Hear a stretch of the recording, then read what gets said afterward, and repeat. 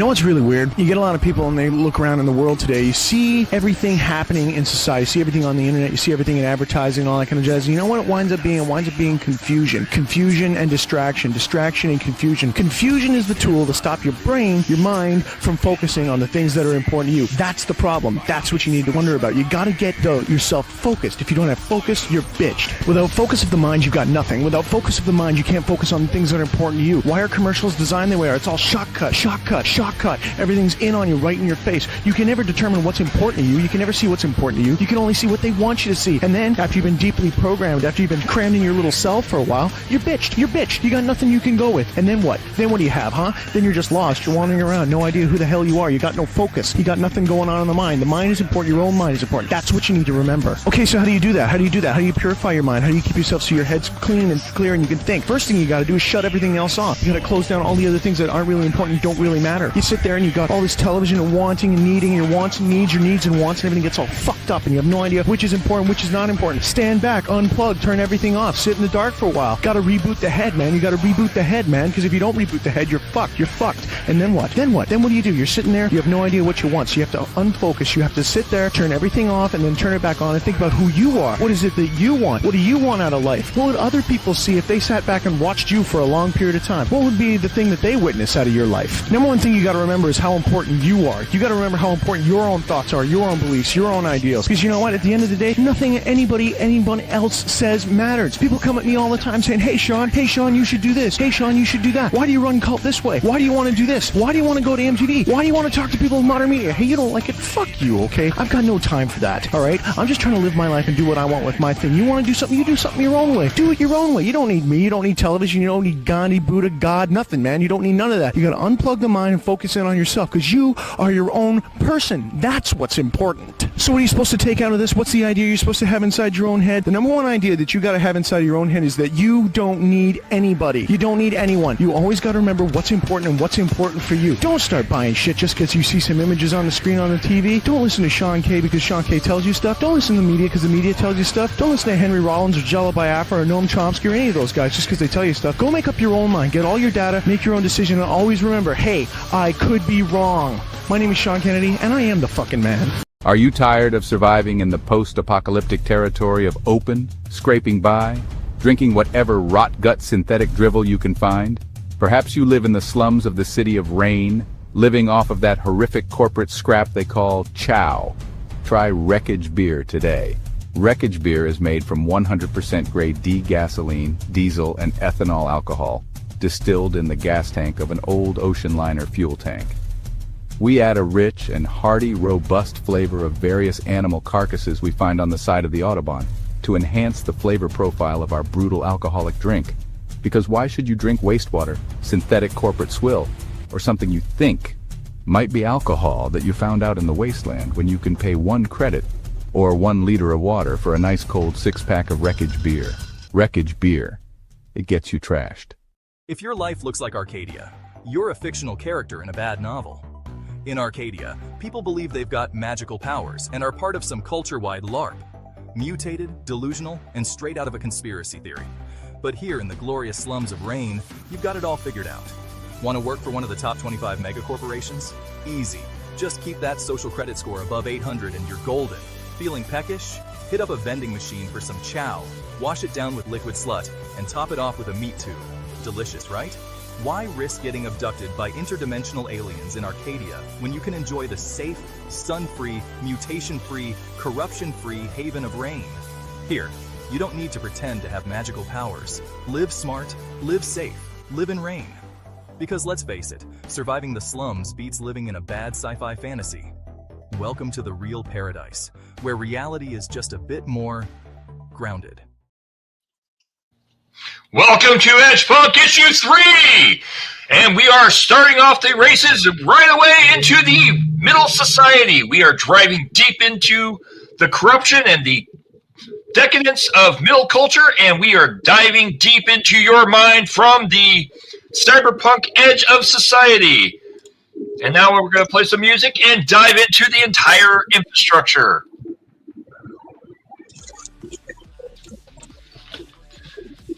Cyberpunk Issue 3 is now live, and we have special guests from our actual editorial team, the writers, and many, many people coming to check out Edgepunk Magazine. Right now, if you jump into Edgepunk's websites, https://edgepunk.net, you can get anything you purchase on the website for 33% off until tomorrow at midnight. So get out there and get buying, because this is a magazine you have never seen before that is a completely different way of rebelling against the mainstream. So let's begin, Chow. Let's begin, kids, and let's dive into Edgepunk Magazine. Sweet. Sweet. Yeah. So, when you get your magazine, you're going to load it up into your computer, laptop, or digital interface, whatever seems to be the best, most efficient way of connecting. And then the host is going to actually use his damn computer. All right. So when you go into your Edgepunk magazine, you click on Edgepunk issue 3. Open it up. And inside there will be a folder that says Edgepunk issue 3. You bring it up, you'll see this nice, handy, dandy, snazzy little HTML file. Ignore the assets file, ignore the README. The README just tells you to click here. You click here, open it up. And it should take you to the interface, and it didn't.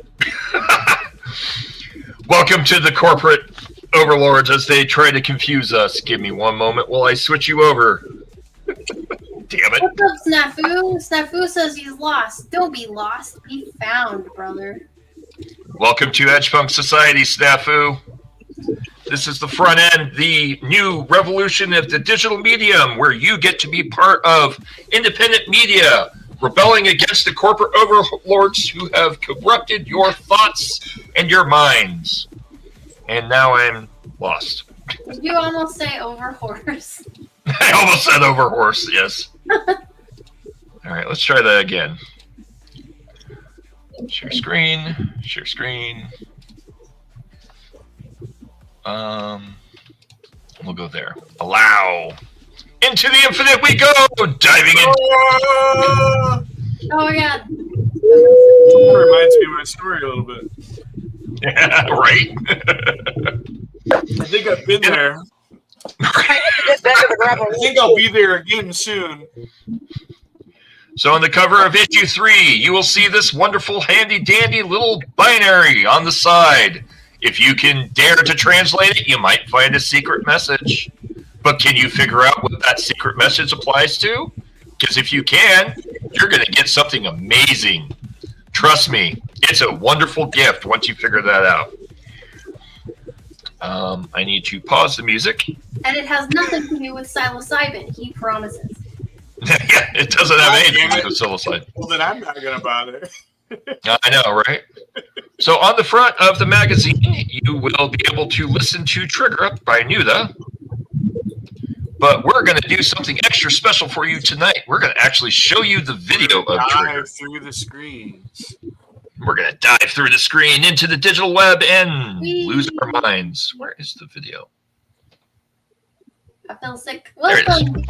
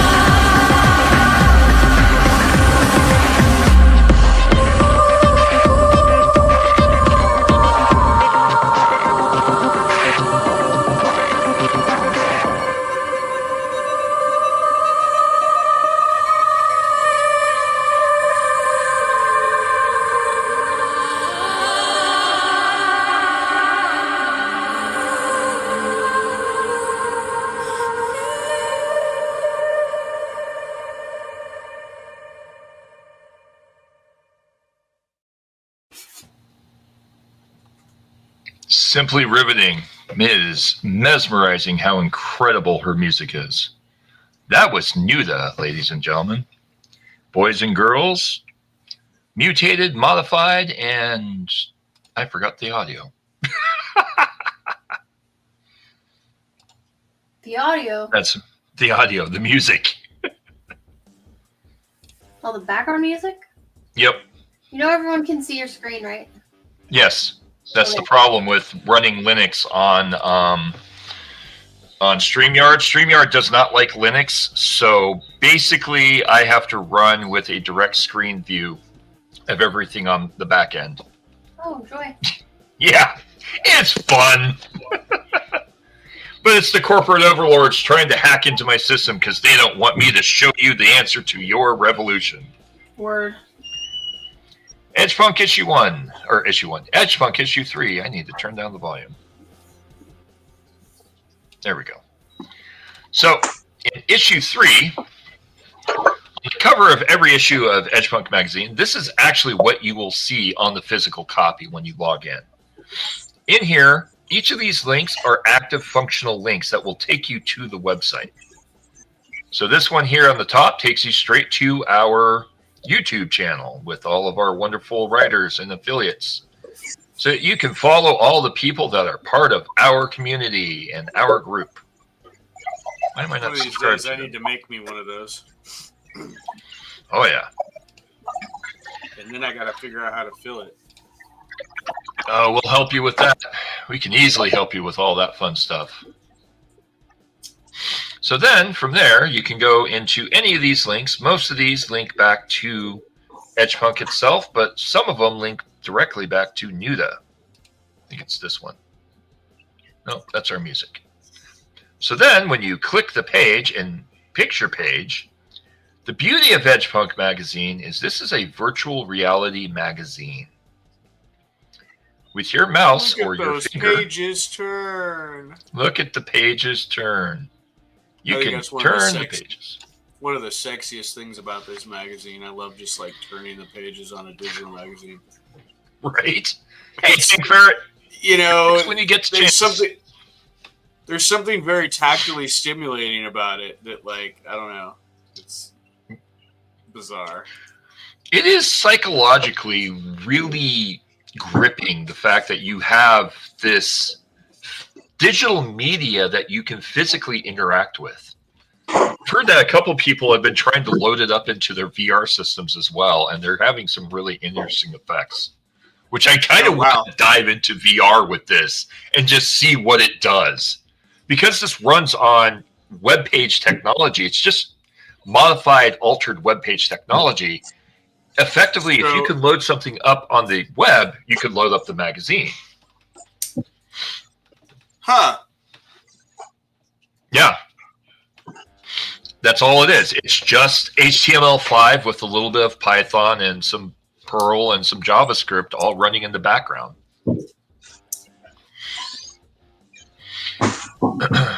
So then, from inside the magazine, you have this What is Edgepunk? But we're going to make this a little bit more simplified. We're going to show you the back door. The back door into the infinite of the internet. There's way too many of me waving. Oh crap! How many? I can did not see load. one. I can see like 8 of those. That's kind of awesome. Oh fuck! I guess we're not going to do it that way because it didn't get loaded in. Because I'm an idiot. I'm an idiot. So our fearless comptroller is screwed up. Wow, what a shock. So what is Edgepunk Magazine? Edgepunk Magazine is a quarterly, technically every 4-month magazine. And fair warning, we're fashionably late this time around because, yeah, we had problems. Normally we're every 4 months. Our next issue should be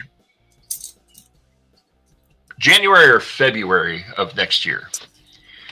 And what Edgepunk is it's a digitally quarterly magazine that promotes independent media from around the world. We bring in 10 to 12 creators of the independent community under aliases, and each creator in turn writes content for the magazine based on independent media from around the world. They talk about and they focus on articles affiliated with independent creators. Each writer focuses on a specific genre.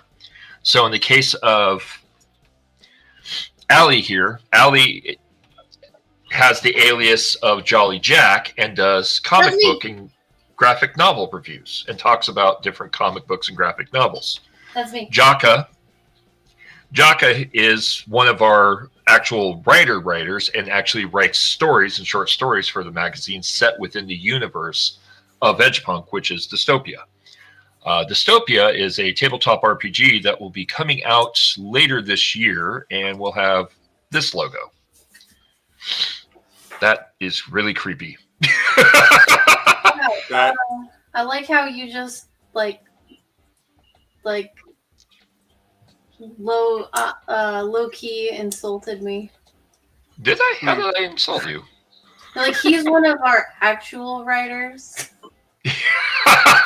Well, versus reviewer, I think, is what he was trying to say. Yes. Though. Not, yeah. No, and Ellie is actually a very, very amazing writer. No, it's okay. I'm fresh. It's fine. Okay, fine. It's fine. I'm the worst writer in the whole world. I'm not real because I'm a woman. I see how you are. Oh shit! Oh shit! She just played the woman card. You better back it up. Yep. I see how you are. You just considering I'm big old misogynist. Hey, well, you know, gotta be something in the world. Why not be a misogynist? Awesome one's like she's like Ree. Yeah, that's me. I am very rude. Oh, Rose loves the logo. All jokes aside. All jokes How aside. did I miss this turn backwards? I don't know. It's yeah. Anyhow, I've lost my train of thought. Let's move right along.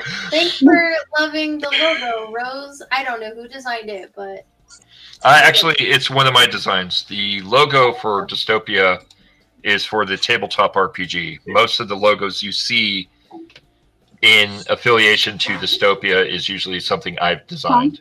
oh, okay. Someone asked if this is a pandemic game. It is not a pandemic game, although it is tied to a magazine. She wasn't here when I was in here. But anyhow, I'm losing track of what's going on. So, Edgepunk magazine is typically over 200 pages of cyberpunk-themed media set in the territory of Rain. The territory of Rain is right here in this nice little purple region. In the year 2075, the world goes to epic shit. And basically, we discover that our ancient gods of our different religious beliefs are actually alien races that once controlled us. They have returned, and they want their fucking property, us. So in the world of Dystopia, we survive by establishing small little conclaves and communities, and we go to war with many of those alien gods, and North America gets carved up like a Christmas turkey into this monstrosity. The territory of Rain, the purple region, is basically where the magazine takes place. The Purple Rain. Exactly. Now you're getting the jokes. There's all kinds of jokes in this magazine, and they are disturbingly hidden in plain sight, or sometimes they just smack you in the face like a meat tube. So the territory There's a lot of punishment. Emphasis on the pun. There is a lot of punishment. The territory of Open is the desert-looking area, which is basically a Mad Max-themed territory. The Midwest is Green, which is the territory of Steam. That is twice I've gotten bounced now. Twice you've gotten bounced? Well, clearly we need to talk to the bouncer.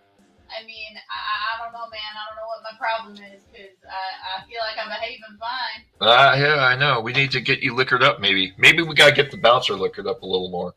Yeah, maybe that's the problem. Y'all too sober, that's the problem. Yeah, I am too sober. I'm very spun right now, kind of going a million miles an hour. The territory of Blue is the Blue Ridge Mountains. The territory of Urbana is the eastern seaboard, which is basically escape from New York. Territory of Trapana is Georgia, Florida, and all that. It's a giant tropical wasteland.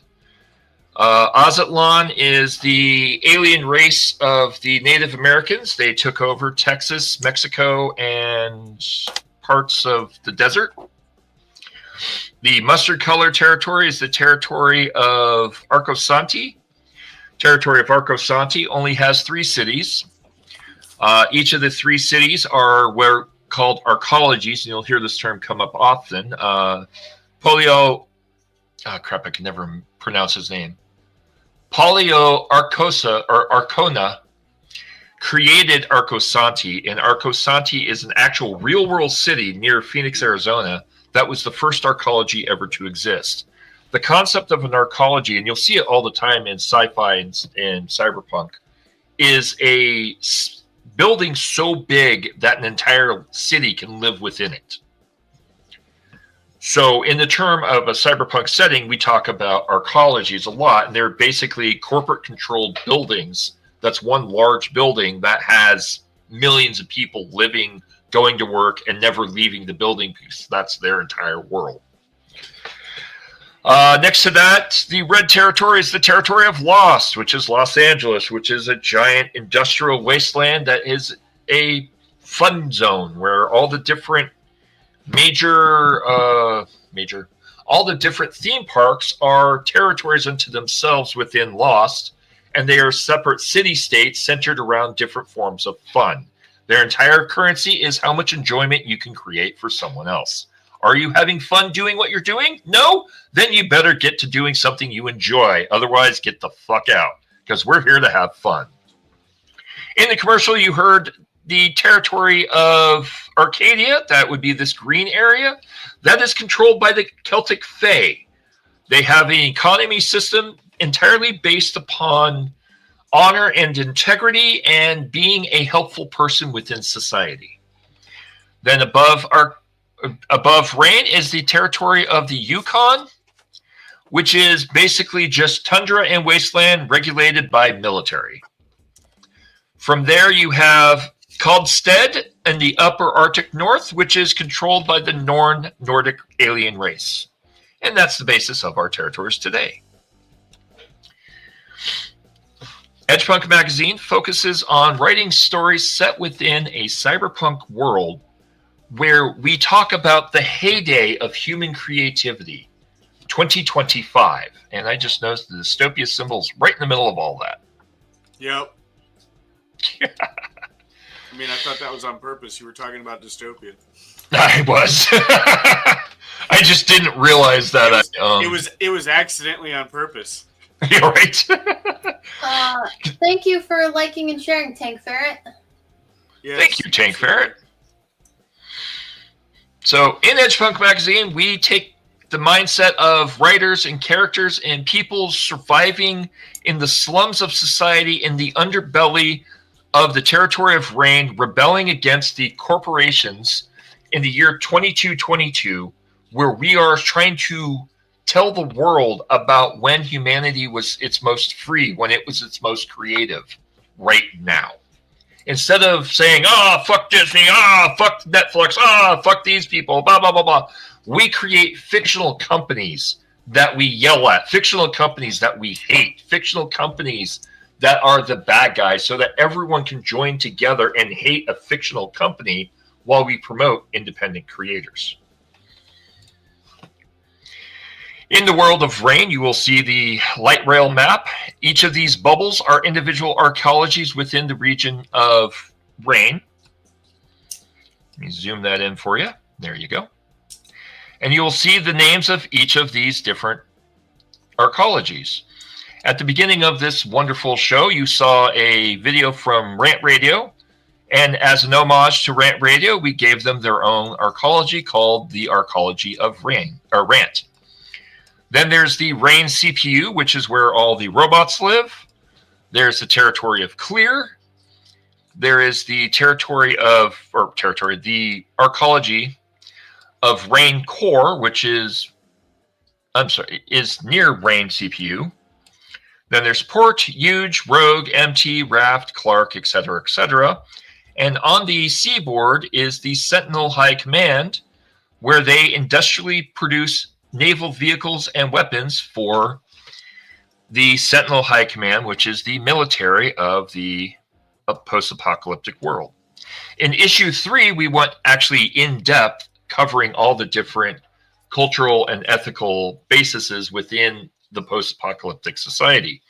Now in issue 3, we focus on the middle tier society of the territory of Rain, and the entire magazine is focused on middle tier society.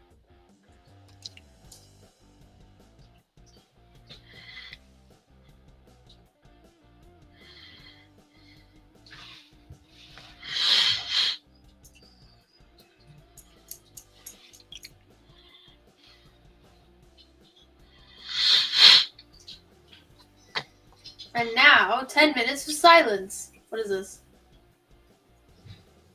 Yep. What is happening? Rose says it sounds like her territory with the Celtic Fae. Oh, yes. Oh, look, it's the Embrace. That's a Dean James joint. It is a Dean James joint. So Dean James and Michael Oden created this amazing comic book series called The Embraced. And The Embraced, as you will find out when you click the link, and go to Fund My Comic, you can get a copy of The Embraced today. And you will be able to read this amazing book. I have a copy of Embraced 1, and my God, is it an incredible book. Wait, you can get a copy today? Well, I thought you could. No, I'm sorry. Yeah, I'm sorry. My apologies. It is closed. But Dean James has merch on his site. That is true. The Embrace will have a new campaign sometime in the future. Yes. I know that Embrace 2 is, I believe, still going. They haven't closed out yet, but for some reason, they are shadow banned from what I was trying to see on Indiegogo or Kickstarter. They weren't coming up. They're only Embrace. It's all closed right now. Is it? Gotcha. That explains it. He's doing Elysian Fields right now, I think. Okay. But the Embrace will be back soon. Fantastic. I do believe I have the video for The Embrace. Let me check.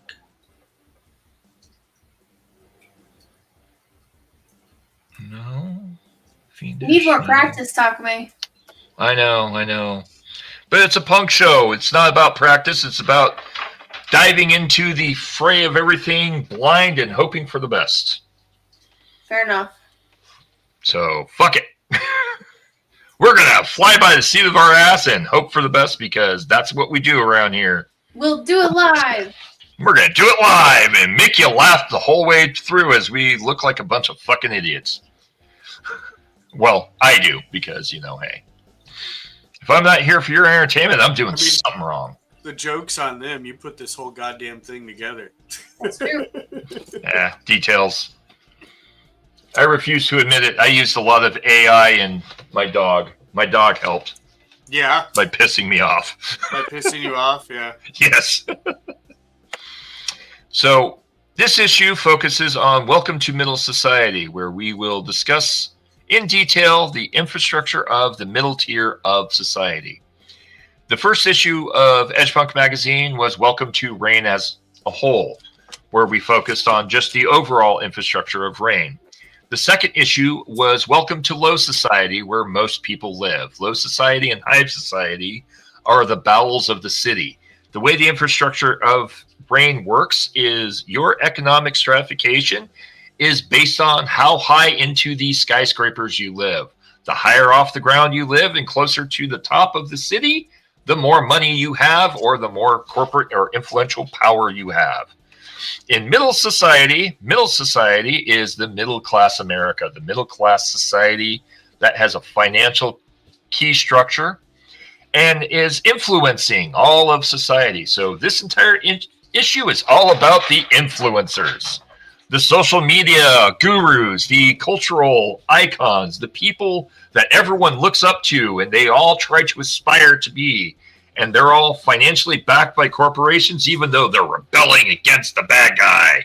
They're actually being paid by the corporations to convince and influence people to do like they do, to be the honey boo-boos of society, because that's what matters most. Don't rebel against the corporations. Be a honey boo-boo and be a member of Trainwreck TV, where you can make millions of dollars by being a representative of YouTube or, you know, whoever, Markiplier and all these others. So middle society is all about being the social media icon, being the TikToker, being the image that everyone wishes to aspire to. In Rain Society, the middle tier, you are here inside of this nice little dome. And in here you will see bars, you'll see media, you'll see entertainment, you'll see all kinds of craziness. And in this magazine, we talk about it in detail, all the layers, your social credit score, and how important it is for the icon and the image, and how you have to maintain this clout and this status. But the more status and clout you have, the more freedom you have, the more you can get away with, because it looks good on TV, and that's what matters most.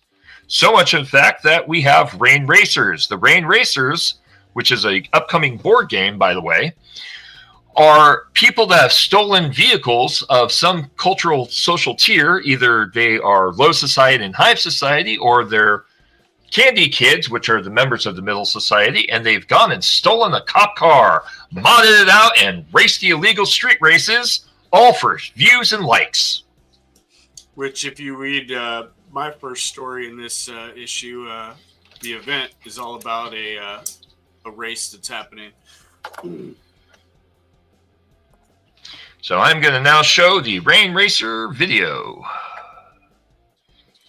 That's kind of why I'm all hyper and high-talking and speak fast and talk, because I'm trying to give that feel of Rain Racer and middle society, which, good God, hey, there's the Embrace video. I knew I had it on here. So first we're going to watch Embrace.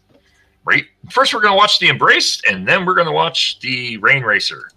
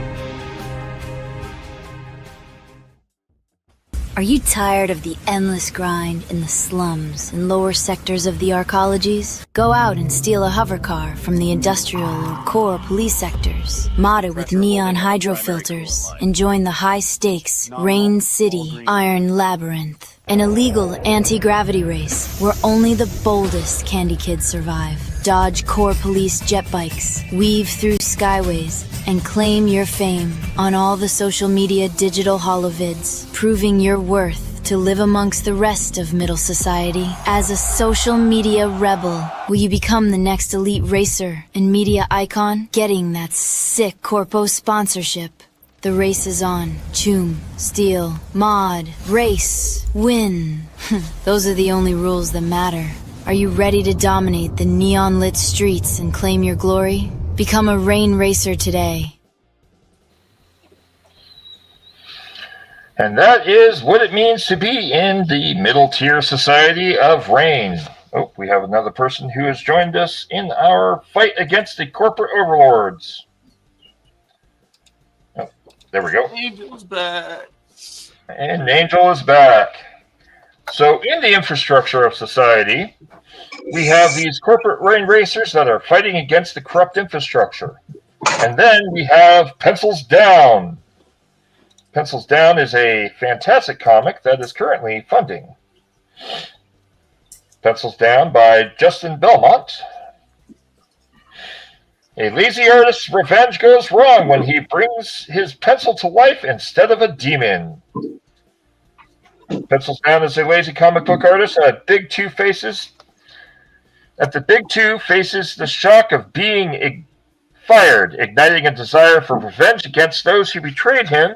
Despite desperate and frustrated, God, I can barely see through this thing.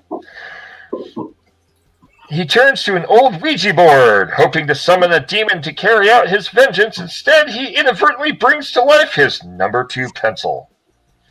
A sarcastic and unpredictable entity with the mind of its own, Pencils Down blends horror, humor, action, and satire, exploring the number 2's wild escapades and revealing that even the most ordinary tools can have extraordinary tales to tell. If you would like to get a copy of Pencils Down, you can go to Indiegogo Project Pencils Down and you can get your copy today. Pencils Down is a phenomenal comic book written by Jason Belmont, Dillard, and Hojo. Check out Pencils Down today. Yay, Dillard! It's starting to sound like a WrestleMania person. Yay. Sunday, Sunday, Sunday. Pink Ferret says he has art in that book. Yeah.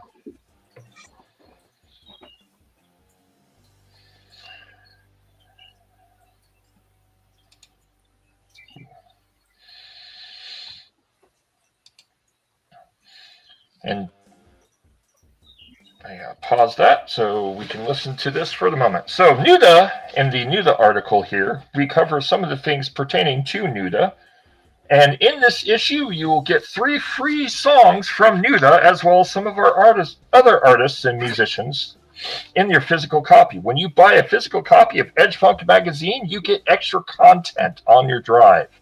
Your physical drive will actually have a wide list of things. And in Edge Funk magazine, the current new issue, the original format was a credit card shaped. The new format is going to be on a cassette tape with a USB chip that pops out through the bottom in this nice fun little magnetic strip area.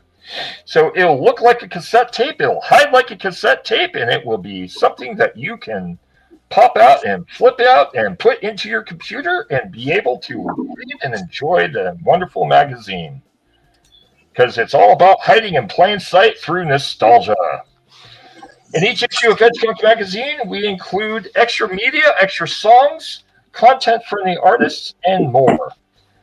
Here on this particular issue, you will see here in the Nuda section, links to the Nuda hard drive. The Nuda hard drive, when you buy it, is an entire lifetime discography of over 10 years of songs and media that Nuda has produced. For just $225, you can get your host burping for no reason, because that's always fun. Hey, Comics Mate, what's up? So in this hard drive, it lights up, changes colors, and has all the content. Plus, on top of that, any new song she comes out with, you will have the ability to exclusively download it through a special provided link, and any show she goes to or performs at, you can go there and bring your drive with you and get extra special benefits, all for just 225 credits.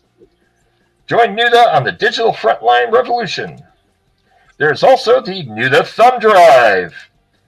The Nuda Thumb Drive is just $45 and gives you 3 album downloads. You do know you still have the giant picture of the cassette tapes up over everything you're clicking on, right?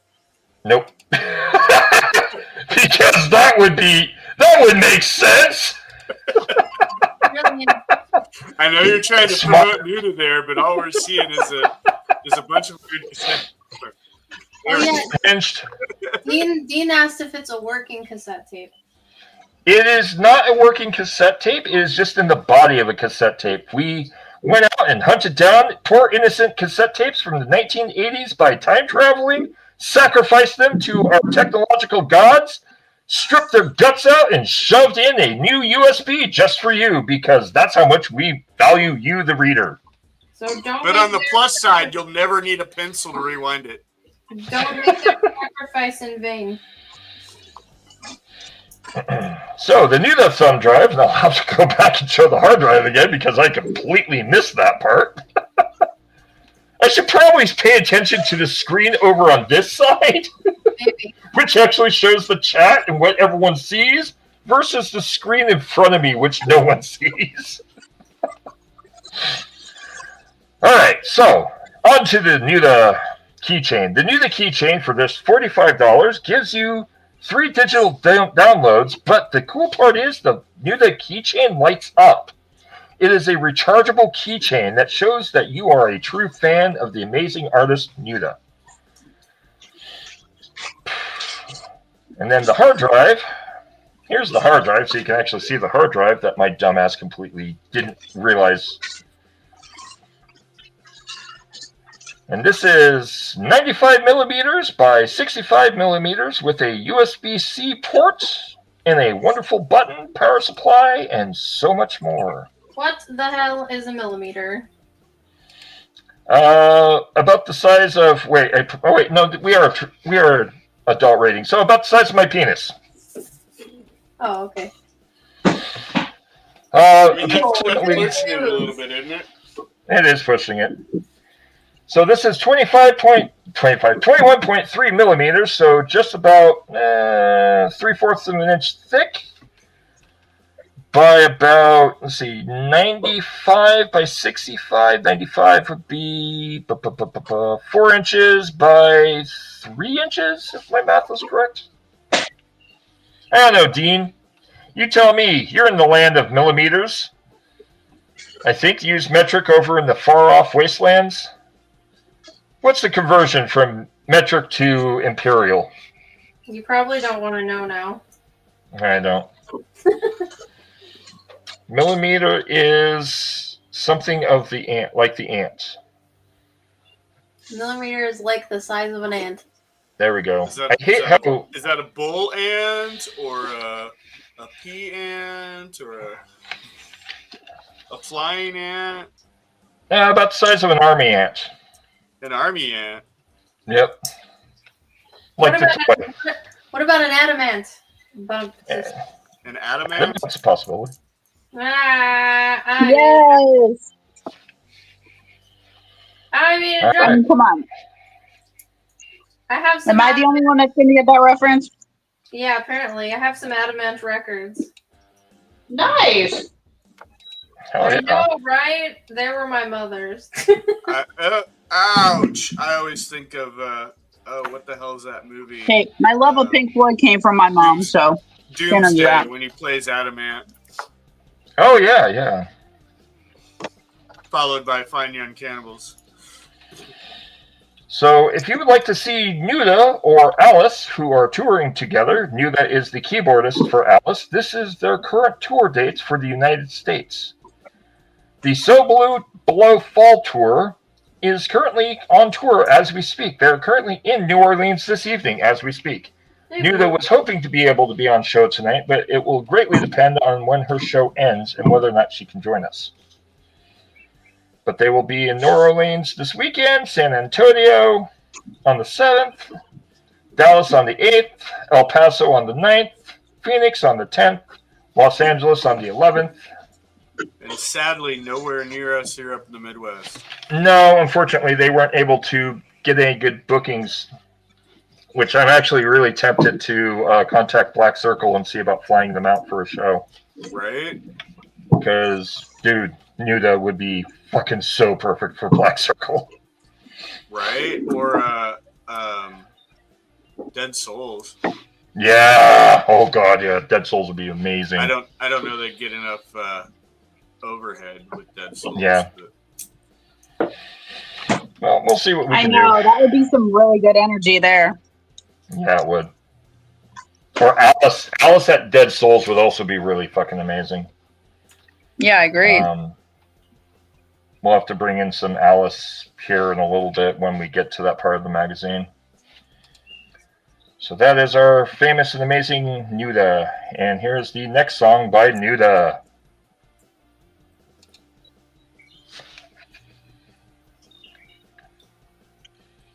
I'm hoping that's playing. No. Like, I can hear it, but I can't tell if the audience can hear it. We can't. Nope. Cannot. Well, crap. Visual review for about 3 seconds. And then we're going to exit back out because there was a boop. The infamous Tank Ferret is amongst us. Uh-oh. Well, hello, Tank Ferret. There it is. Okay. Welcome, Tank. Dean James says, this show is amazing. We can't hear anything. I kind of wonder about that. Well, you'll have to buy the magazine to actually hear the wonderful song There you go. made by Nuda. It's a teaser. Why would we give you the goods for free? Right. We can only give you some of the goods. Your first hit is free. The rest is gonna cost you $25. But you have to Yeah. do it for yourself. You did play some a few minutes ago. That was the preloaded stuff.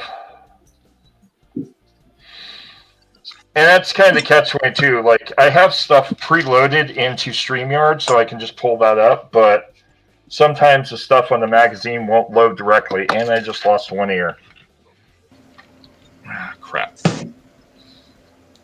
Now's your perfect opportunity to talk about me while Well, I it sounds try like to a personal put my problem. ears back in. I know, right? All right. So, Okay, how's there that? we go. That is much better. There's sound. All right. Good. Welcome, Tank Ferret. And everybody can hear me just fine. I gotta be a little bit quiet because the wife is sleeping and my office is in the bedroom. So Ooh. Shit. I like how she said ooh ah, and my first thought was it's the backside of water. I should probably close my office door so that I don't wake Jade up. Cool. I'm glad So, some other people have been to Disney. what's up, Allie? How you doing? Hello. I am here. So Tokumei. it's questionable. Yes. I can dig it. Tokumei, I made a waifu special for the occasion. Oh God. I must. Oh. We must. I had a waifu. We must increase the waifu. But I lost it. Nice. Dude, that is fucking badass. Hell yeah, man. I like the melting skulls. Oh, yeah. I had a little fun with the grok animation thing. Animated a few pictures of mine. I love it. This is demonic. I Alright, feel that's it way too little, hot for me to wear. It is filled with evil. You know the word Oh, waifu that's- got me in trouble at work last week? Oh, Oh did it? no. I told you the story. What a happened? coworker. Well, a customer brought. Okay, so for those of you who may not be aware, Tokumei Angel moonlights with a lot of different jobs outside of this magazine. That's why I'm not frequently present. But I digress. One of my jobs is working at Starbucks. And in the course of what we do day to day, we often take customers' personal cups to put their beverage in, right? Well, a customer came in last weekend and brought a cup that had a really nice waifu on it, as a matter of fact. Okay, And okay. as it was getting passed down to the barista that was making the order, she got a little disgruntled about it. And she said, guys, I thought we were supposed to be like not taking stuff like this. And the person who took the order happened to be the supervisor at the time and said, well, you know, honestly, I could say something, but right now it doesn't seem like it would, make a big deal. It's not like we had a lot of people in the cafe, like there were no kids present, nothing to worry about. So Right. then she's like, it just doesn't seem to go with the belief system of what we're doing here. And so, of course, that started with comments. Now, keep in mind, the supervisor is very openly gay.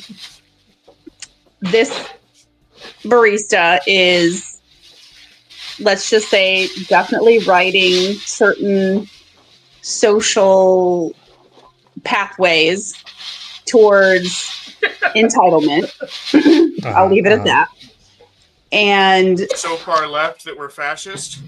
Yeah, you can say that. And she's trying to be a social media green apron creator for Starbucks too. So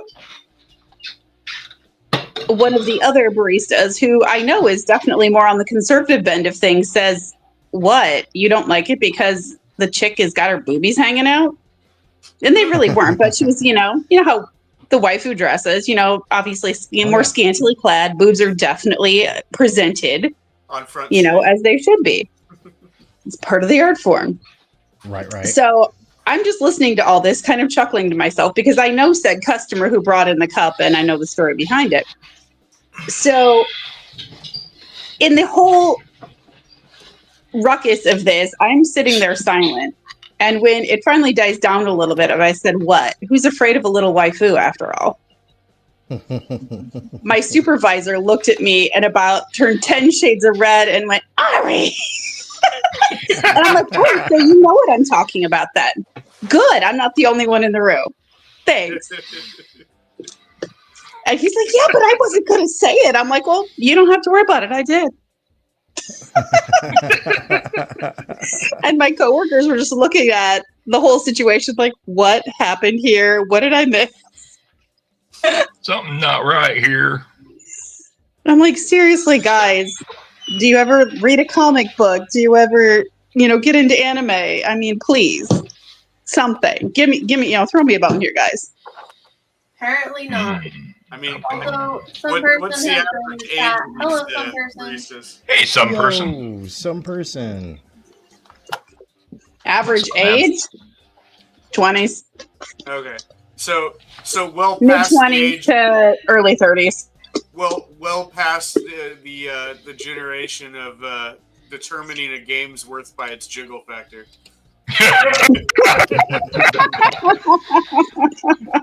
This is very true. Don't make me bust out the physics. But the same group is totally okay to openly talk about many other types of conquests, including those of a political nature, and that's okay. But we bring a little anime into the business, a little waifu into the room, and suddenly people are uncomfortable. Right. Like, really, guys? Grow a pair. For real. Which pair you choose to grow, top or bottom, is up to you, but choose one soon. Make a decision. I get to meet these guys again at 4:30 tomorrow morning. Well, this morning now. But jiggle factor. Right. I'm loving that. Seriously. Is that a top jiggle factor or a butt jiggle factor? Yes. Yes. Does it Then the matter? other. It is the ratio at which an avatar's junk moves, top or bottom, when you are playing a video game. Watch right. it wiggle. Watch it jiggle. Gives Like, Jello a whole new meaning. Like Final Fantasy Online had some seriously unreal jiggle factor. Yes, it did. Oh God. That it I does. can list a few games on Steam that are just solely for that case, but Going fast to avoid the conflict. Yes. That's why I closed the upstairs. what's that? All right. There's feedback that will happen if the media source that she's on gets too close to the microphone in here. It causes a feedback loop. So she was running through the office to the other room. All right, so back into Edgepunk we go. All right. So now that we've gone all of that madness, welcome to the Table of Conformity. Churn, churn, churn. Tell us the lesson that we should spurn. In the Table of Conformity, this is our basic table of contents interface. You will see all these wonderful different articles that we have listed in this current issue. On the left-hand side is all of our different writers. Why are the links not working? There should be links. They should be glowing. I'll have to fix that when I go back in before we launch it out. And if the links are working, you can click on the link and it will take you to that person's particular website. So like Big Daddy Ray Ray, you can see Ray Ray's wonderful Twitter page. Boob Dan should be working. Jolly Jack should be working. Seth Stevens, who is a crazy nut bar, you can check out their websites. Raven Aether Magi, who covers our metaphysical stuff. Steel Kitty, who does fine arts. Jaka, who is one of these writers on here. I don't know who he is, but he seems to have inserted himself into this magazine. Yeah, we're not really sure. I just kind of shoved my way right in there. Right? Because you got to shove your way in just to fit. Right. That's how it works around here. If I'm not mistaken, I was pretty much like hijacked and like and roped and drug along to Comic Cons and you were mandated to write for you. Yep, we were saying, you're a punk. Get your ass over here. William Perdomo is. Tell me you didn't enjoy it. I have enjoyed all of the nonsense and shenanigans. That's what matters most. We want you to smile. We want you to have fun. Honestly, it would not have been as fun without those of you guys who did come and help us out with the booths. So definitely shout out to Jaka, to Steel Kitty, to Aether, all of you guys. It was an amazing time. Thank you. We have tremendously had so much love and respect for all the people that have been at the booths at the conventions with us, because it has been so incredible. And I wish I had preloaded photos from the actual conventions. I'm tempted to maybe throw them into this particular issue. That way people can actually see it. You should. The next con we all do, we need to like actually just like have random recording of us on the booth. Yeah. Like point it toward us so that we're not like infringing on anybody else's bullshit. You know what? Like, then we can like, use it for commercials and stuff. Because Jesus, how many times did I give have you heard of Edgecombe magazine yet? It's the coolest magazine you haven't read yet. Yeah. Dude, give us a sales pitch. Come on. Like I don't even know. What was my pitch? It was insane. No, it was about that. You're like, hey, have you heard of Edgepunk magazine? Customer says, no, man, I haven't. Well, it's the greatest magazine you never read yet. Right? Yeah, something like that. Yeah, and I was like fucking Micro Machine Man at those things. It was fun. Hell yeah. You were the carnival barker. I had entirely too much coffee in me. Yeah. And no way. And those Alanis that you got me addicted to. That totally is not possible. No way have we had too much coffee. I mean, that's part of hospitality, right? Right. I got to keep everyone caffeinated. I say as I'm still drinking caffeine at, what is it, 12:30? Yeah, I'm guilty of that too. I'm currently drinking Alani. I'm literally drinking an Alani as we're talking, which is what's keeping me going 1,000 miles an hour. I'm honestly tempted to crack one myself, even though I've got to be ready to leave for work in about 3 to 4 hours. Fortunately, I don't have that early, but I've got to be at Pagan Pride Day by like 11. Oh, yeah? Are you shitting me? No, I do not shit. No, I tried to load the interview with us, and it rejected it. There was an interview? There's an interview from one of the conventions.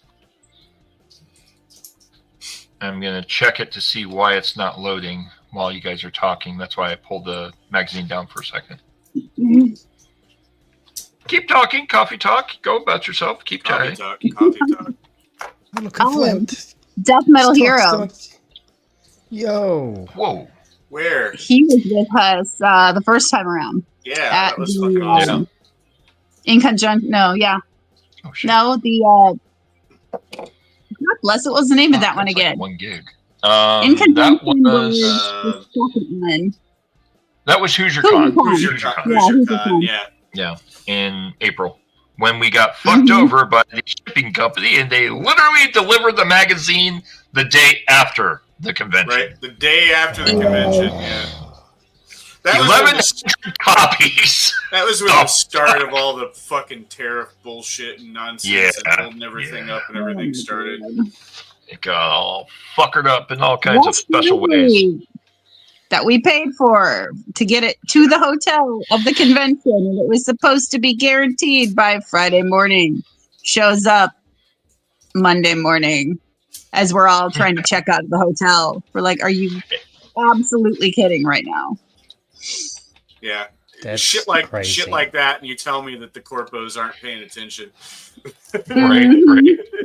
And worse, it got stuck in, of all strange and unusual places, the FedEx warehouse for 48 hours in Indianapolis. It was there, checked in as of Friday night. We did not see a single updated notification of its location until Sunday evening, to where it said it had been there since Friday night. Had we known that, we were right there with a van, could travel, could go straight there and get it. Jade ordered some clothes recently, and she got the second package, or the second order, before the first order. And when she was tracking the first order, it made it to Indianapolis, and then it went back to Cincinnati, and it's been sitting in Cincinnati before it comes back to Indianapolis to get delivered. Like, jeez. Yeah, like it's been back and forth to Indianapolis like 3 times. Like, what the fuck, man? Right? Something is so wrong with our mailing system. Like, I sent out wedding announcements months and months ago, and I sent out like 45 of them, and only like 12 people have gotten them so far. Oh wow! It's just like a regular envelope. I am posting into the chat the Edgepunk interview so that anyone that would like to actually check out the interview can. This is the Edgepunk interview. This ASE, aka Mint Salad, came to the convention and interviewed us directly. And we break down the entire basis of what Edgepunk magazine is, our functionality, and you can see, I believe, Jaka and or Aether in the background. They're trying to hide, but you can see them clearly. As well as Death Metal Hero was there, and you can check out the entire fun interaction that we had with ASE, and yeah. I can try to load it, but I can't guarantee you'll hear it because shit don't work right. I'd get that refund back from Ninja School. Right? Yeah, I'm telling you. All right, well, I'm going to try it just because, you know, if it'll work, and that would be amazing. Tell me if you can hear this. Nope. If there's currently sound, we have none. There's no sound. Okay, well. Okay. So this was at Hoosier Con, and you can see the wonderful fun of this video, and it will give you a breakdown of everything that is what we are. And we work with a lot of different artists from around the world, so it just further adds to the fun.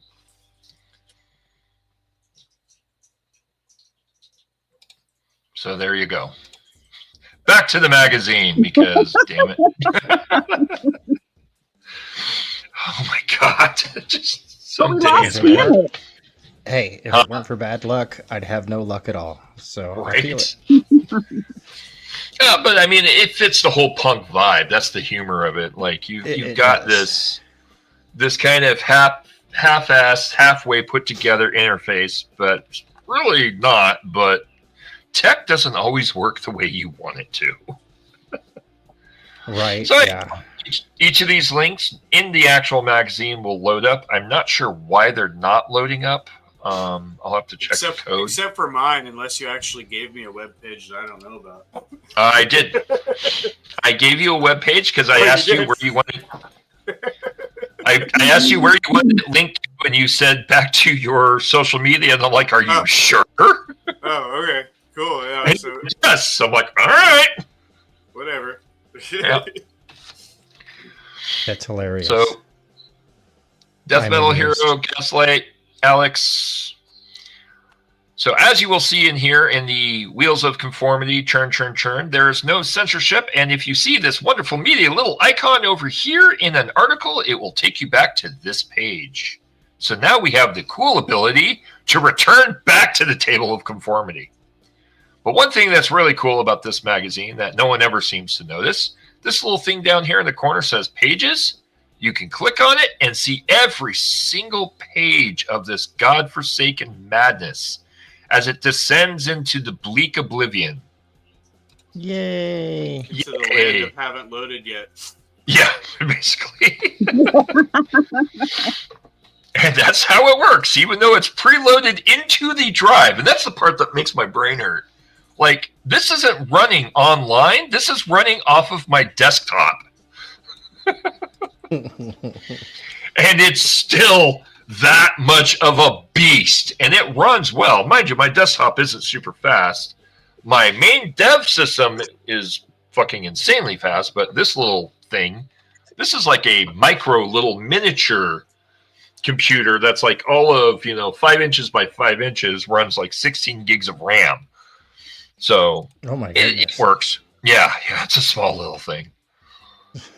So anyhow, starting with The Traveler. Uh-oh.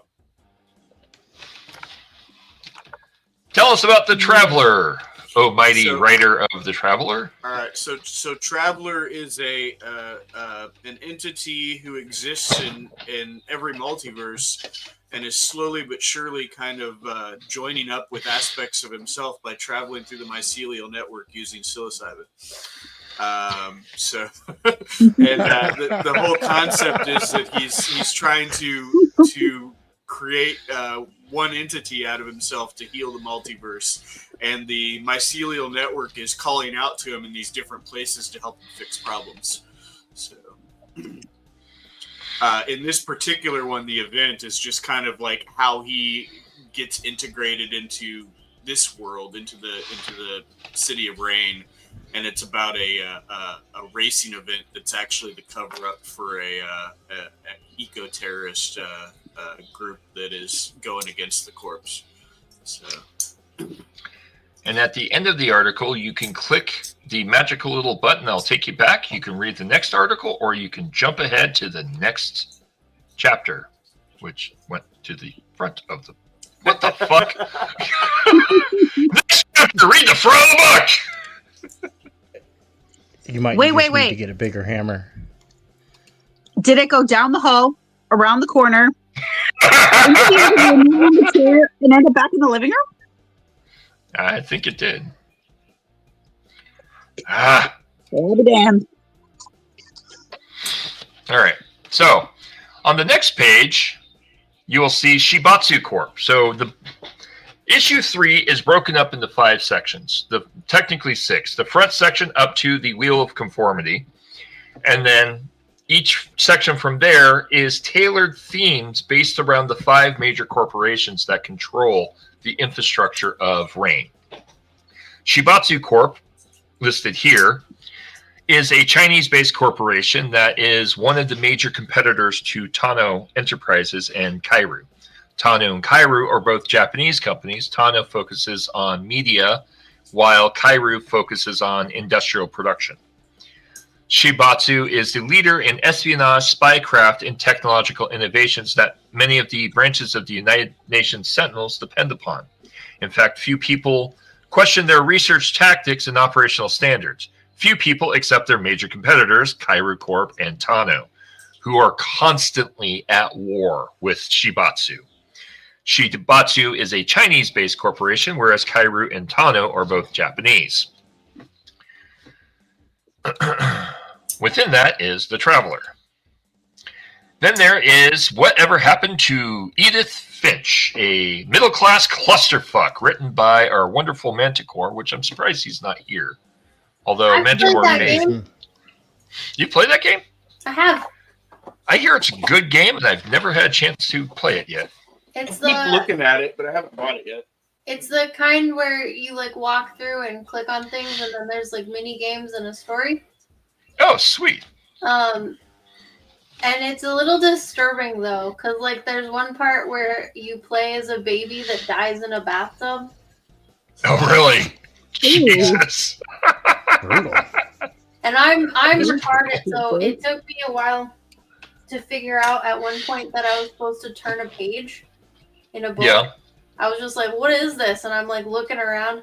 I don't play video games much, so I guess somebody who knows would have known. But it took me forever to figure out I had to turn a page. And then it took me forever to realize that I wasn't watching a cutscene, and in fact, I had to fly an owl.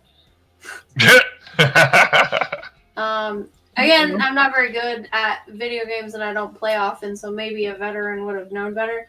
And it was interesting. So, within all of our reviews, when we talk about anything, there will always be links to the actual thing we're talking about if there's the ability.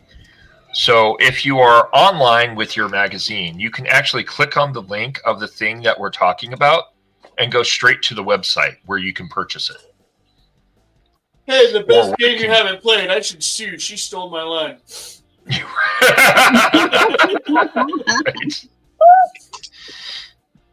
I didn't steal it. You asked what it was. You liberated it through time and space. Now, go to page. Turn to page. On the psilocybin network. Works. The next article is... Okay, the mycelial network. Architects. My bad. I mean, you know, both work. True. One is the car, the other is the highway. I mean, there you go.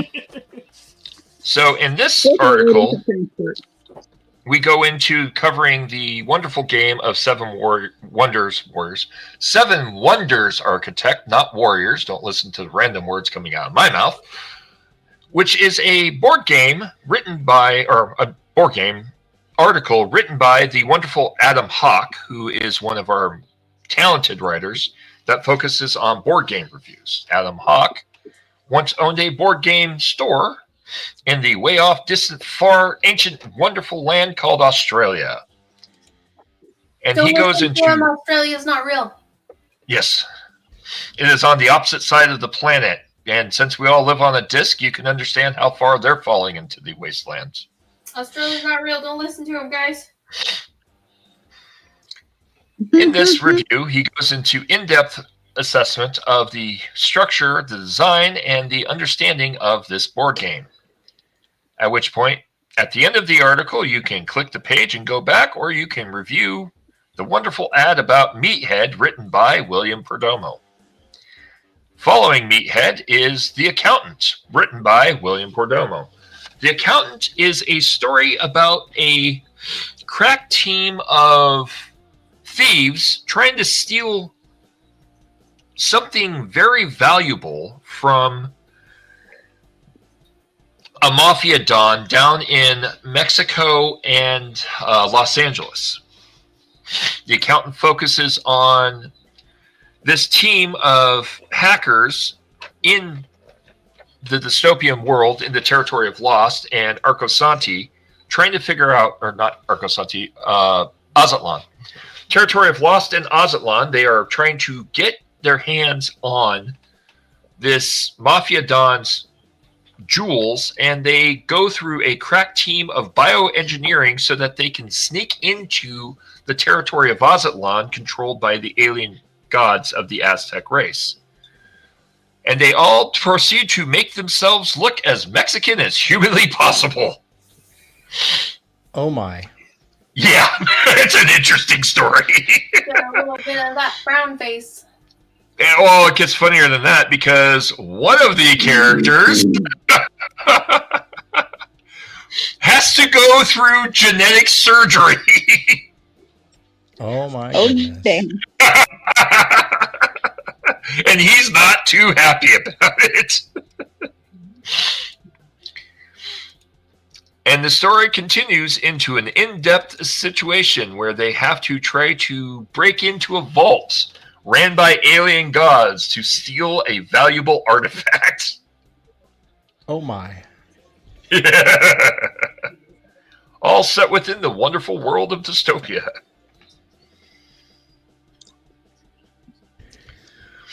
Oh my.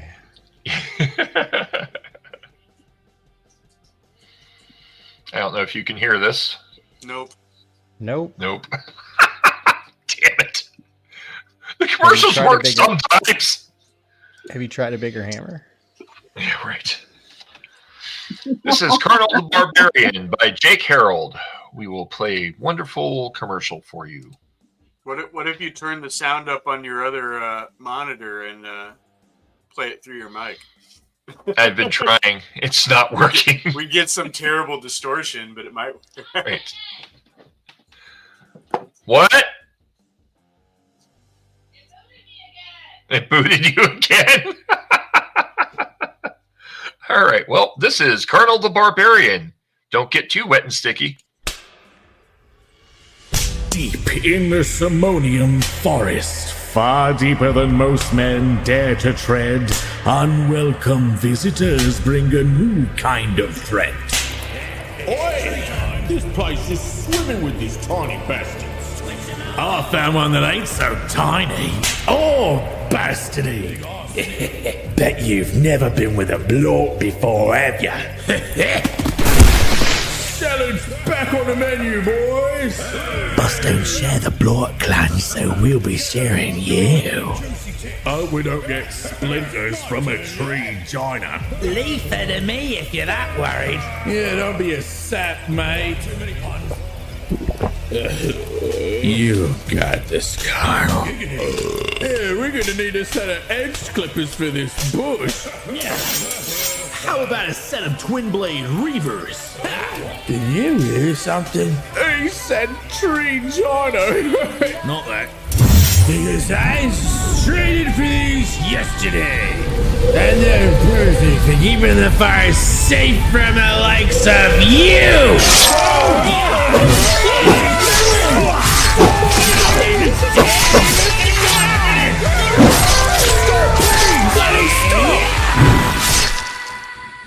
Hey, I'm all right.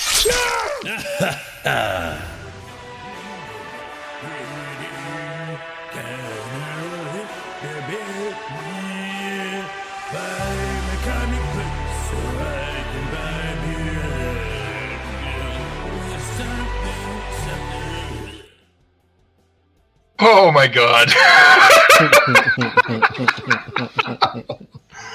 Oh my god. Such a Dude, great that one.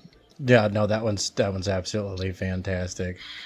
Oh yeah, it's fucking epic. I love it. It's so over the top. It's so yeah.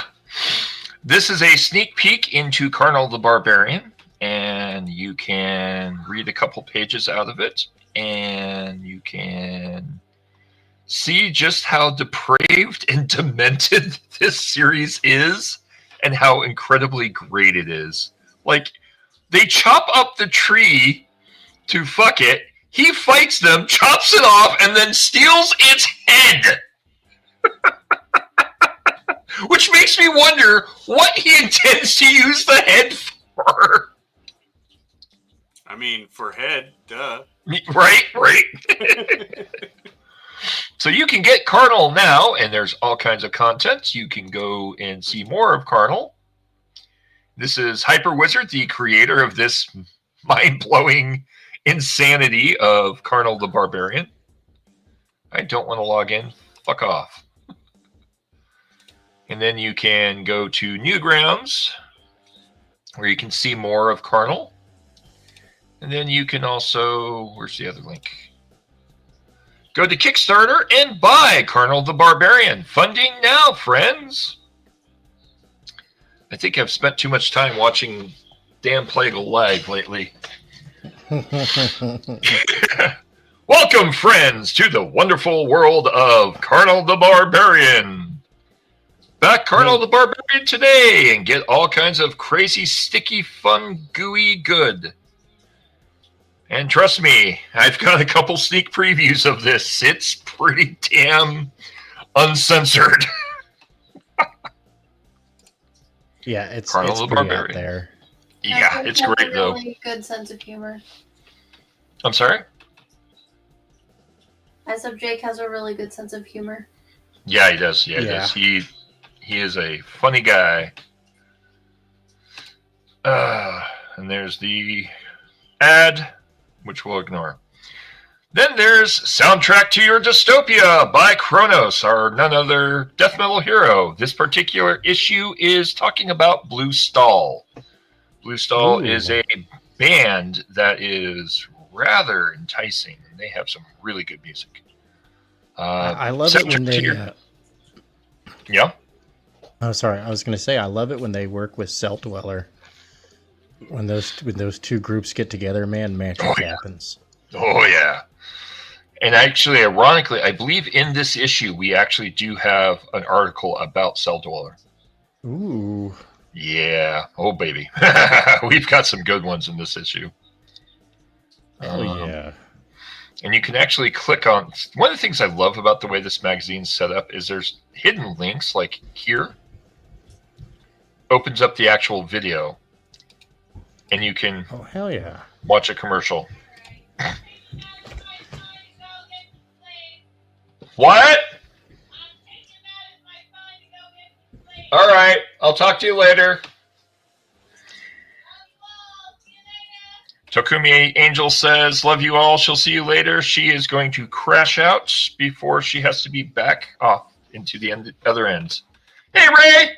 Come join us when you get the chance. But hi, and have fun doing those errands. I understand it all too well. Hello, Ray. Big Daddy Ray in the house. He's our web developer who does a lot of the web coding alongside my crazy ass and helps us with a lot of the back end of the magazine. That's awesome. No, he's fantastic. Yeah, Big Daddy Ray is a fucking god. Like, he understands things on a level that I couldn't even begin to comprehend. He has been a godsend for this magazine, like you would not believe. Oh, I can imagine. He's a real force multiplier. I'm getting the money together to hire him to build us a website. Nice. Which is why I'm doing a tabletop game. Right. I actually should. I should have in the back in the Edge of Tomorrow section. I'm pretty sure I have links for Ray so that people can contact him for web development. Oh, good. And then there's He-Punk. Yeah. So we're going to show the He-Punk because I have that one preloaded because I was smart. Ready for some He-Punk, motherfucker?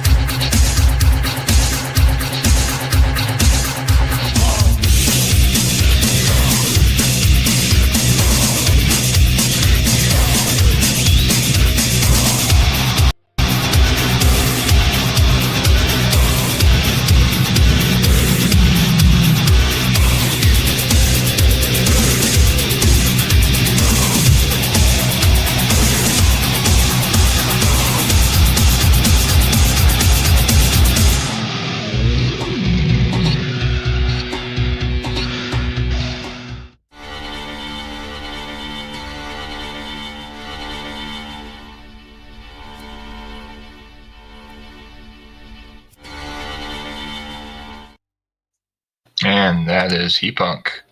Dude, I love that one so much. I can't wait. Right. So we have is a weird. He's a weird individual, and I like it that way. Right. Because being weird is cool. Okay. That's right. And or as my son will remind you that in this house we celebrate weird. Yeah. So in here we have a sneak peek of Punk, where you can read some of it. And then we get to Kozor by Jolly Jack. Would you like to tell us more about Jolly Jack?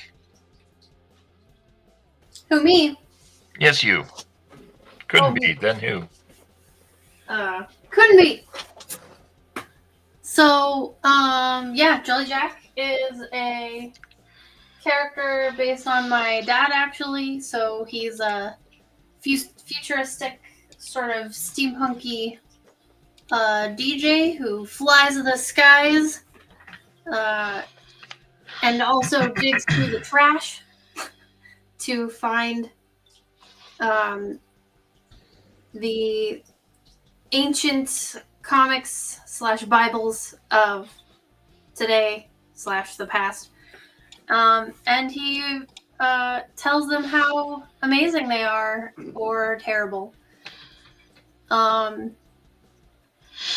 He's kind of like a futuristic steampunk pirate guy who has a barely legal radio show, flying in his like sewn together, barely air legal Zephyr, if you will. So yeah, and he's telling everybody all the good lessons that they need to learn that they can find through comics. And Nice. I'm not. He's not nearly as funny as the guy that I based him off of, my dad, but he's got the same energy, so that's all that matters.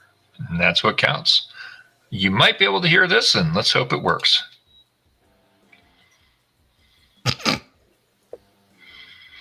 Nope. Not to laugh at your misfortune, but rolling a 00. you bought the wrong way to die.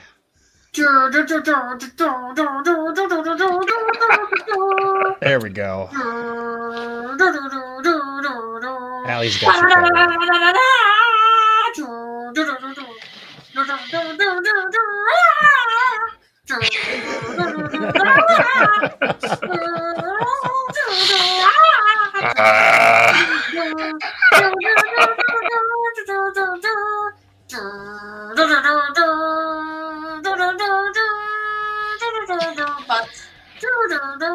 The funnier part is you're actually almost in tune.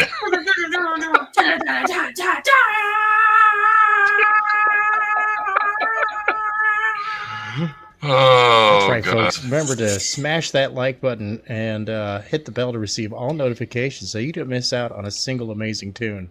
Barton Bro. So, Jolly Jack You're covers welcome. in I'll be here all week. Book me for detail. parties. Yes, we shall book you for parties. What kind of parties, we're not sure, but we shall definitely book you. I will do that for at least 4 hours straight.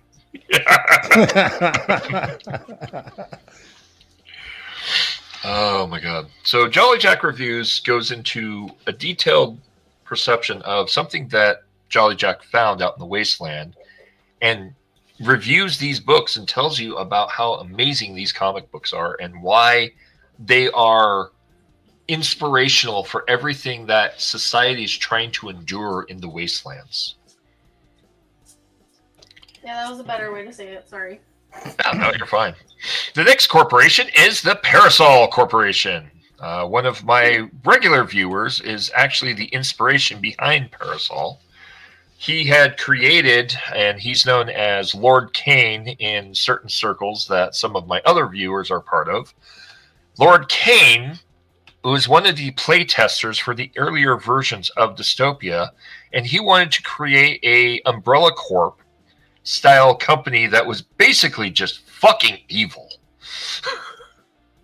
So we created it and made it, and so we turned it into Parasol. A little bit of Umbrella and a whole lot of The Prisoner. So Parasol Corporation handles all of the penal facilities while also doing MK Ultra experiments on the people that are incarcerated. Parasol also likes to produce social media technology and likes to use it as means for ways to manipulate the citizens of Rain, Steam, and other neighboring territories. Welcome to the Headfuck. Traveler Part 2 starts right inside of Parasol. That makes sense. That's the one about V. Yeah. Yeah, why I put it there. Yeah, and, or 5. Yeah, it's Yep.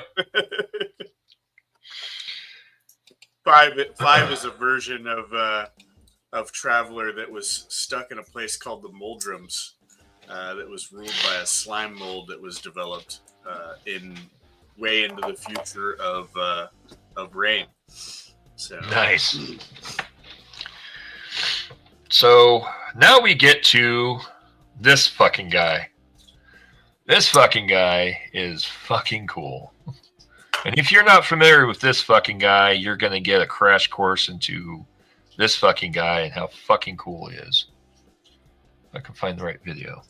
I guess that's the one. Want to see something cool? As I spend another 12-hour day descending quietly into madness as my mind unspools a little more with each roll of painstakingly placed masking tape, I've had the chance to meditate upon a curious thought. Be weird! The world is filled with boring beige people who drive beige cars from beige offices to go eat beige dinners in their beige homes. I fucking hate beige! It's gonna take me weeks of work to do this paint job. In the eyes of thousands of people, I will have desecrated a sacred thing. I took a mint condition Type R and turned it into a rolling seizure and migraine trigger. More than a few people are gonna hate this. Hate me for doing it, and range from deeply neurotic to florid psychotic in my comments for years. Thing is, it's not their car.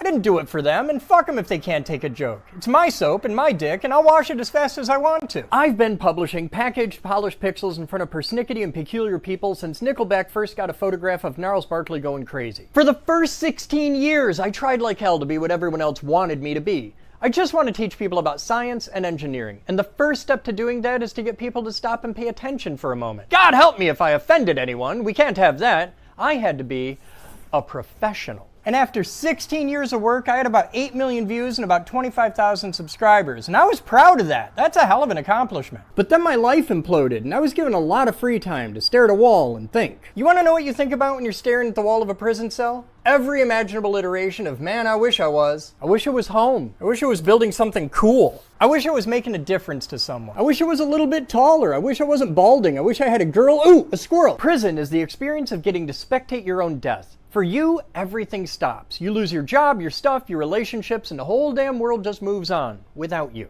I was lucky. I was a short timer. But ask yourself, what would happen to your life if you just walked away from everything right now for a couple years and came back? How much would be left after you did that? And one of the many lessons I took from that soul-crushing experience is, fuck the haters, be yourself.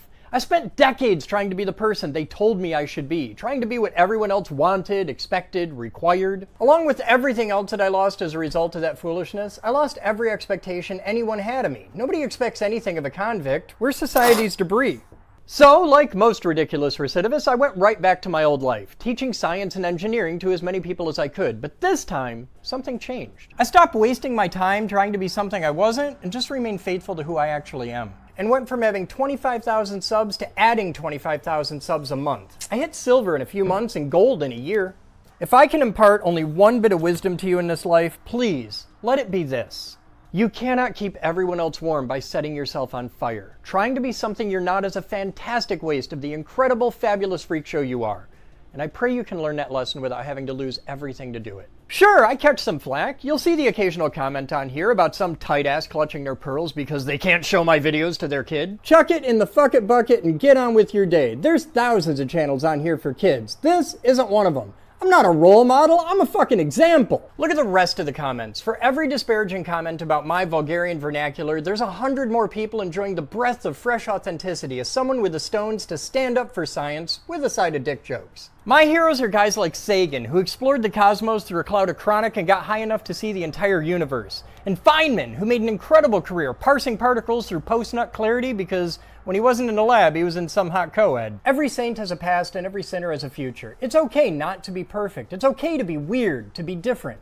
You're gonna catch hell for it. It's the tall grass that gets cut. And people love to hold strong opinions about things they don't understand. But it's mind over matter. You don't have to mind because their opinion doesn't matter. If you listen to them and act like them, you'll end up just like them. Bitter, boring, and beige, bitching from the sidelines and stuck watching someone else do the things they didn't dare to try. You will fail. It'll hurt and you will bleed. Your enemies are gonna have good days from time to time, but get up, quit whining, and move your ass. Try again, fail again, and learn from every mistake. You'll either get better at it or you'll find something new to get good at. Just be you, because you're awesome.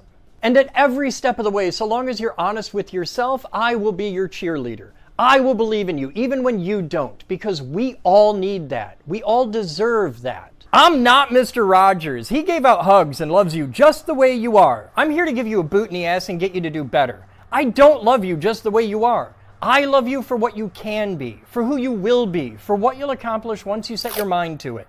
Because accepting things the way they are is just going to let the shitty people hold you down right where they think you should be. If you're brave enough to choose to do better, then I'm dumb enough to invest my faith in you to get there. Maybe we're both wrong, but I bet we win more than we lose. It gets better if you're willing to fight for it, to work for it. It gets better. And that's pretty cool. Want to see something cool? What the hell did you do to your head? So I went to the barber the other day. And pissed him off? And a lot of people on here commented on my haircut. I just made the long form video about be weird, and that got me to thinking. You look like you lost a bet. When I was young and stupid, I rocked a mohawk for a decade. That was fine when I was 30 and had hair as jet black and thick as your mom's back. You look like Bert with an extra chromosome. But now I'm 50 and my hairline isn't receding, it's inverted and coming out my ears, and it's only a matter of time before I'm rocking a full Picard. Oh, you will never be that cool. So since it's going to hell anyway, I may as well enjoy the ride. I sat down in the chair and told the nice man I wanted a mohawk. That's not a mohawk. That's an anorexic urchin on a butt plug with ears. But my mouth was in gear before my brain was spooled up, and I didn't fully articulate that I wanted a full stripe instead of a top-only mohawk before he'd already trimmed the ass end off. So now... You look like Bert. I look like Bert. And we're just gonna roll with it. Shit happens. Wear a hat. But now you get to roast me in the comments, and that's pretty cool. That's fucking great. this dude is a fucking epic resource. He is the next generation's Mr. Wizard on a level that we should all aspire to. I'll second that. Like, the dude is fucking badass. Chris Borden is absolutely an incredible guy. And he's pretty damn fucking cool too. He's top notch. Fucking hardcore punk all the way through and through. Well, that's the way you gotta be, man. Right. I have to say something that is not hardcore. Okay. Uh-oh. I'm gonna have to go. Okay. No worries. If you have to go, you have to go. Thank you for being on with us.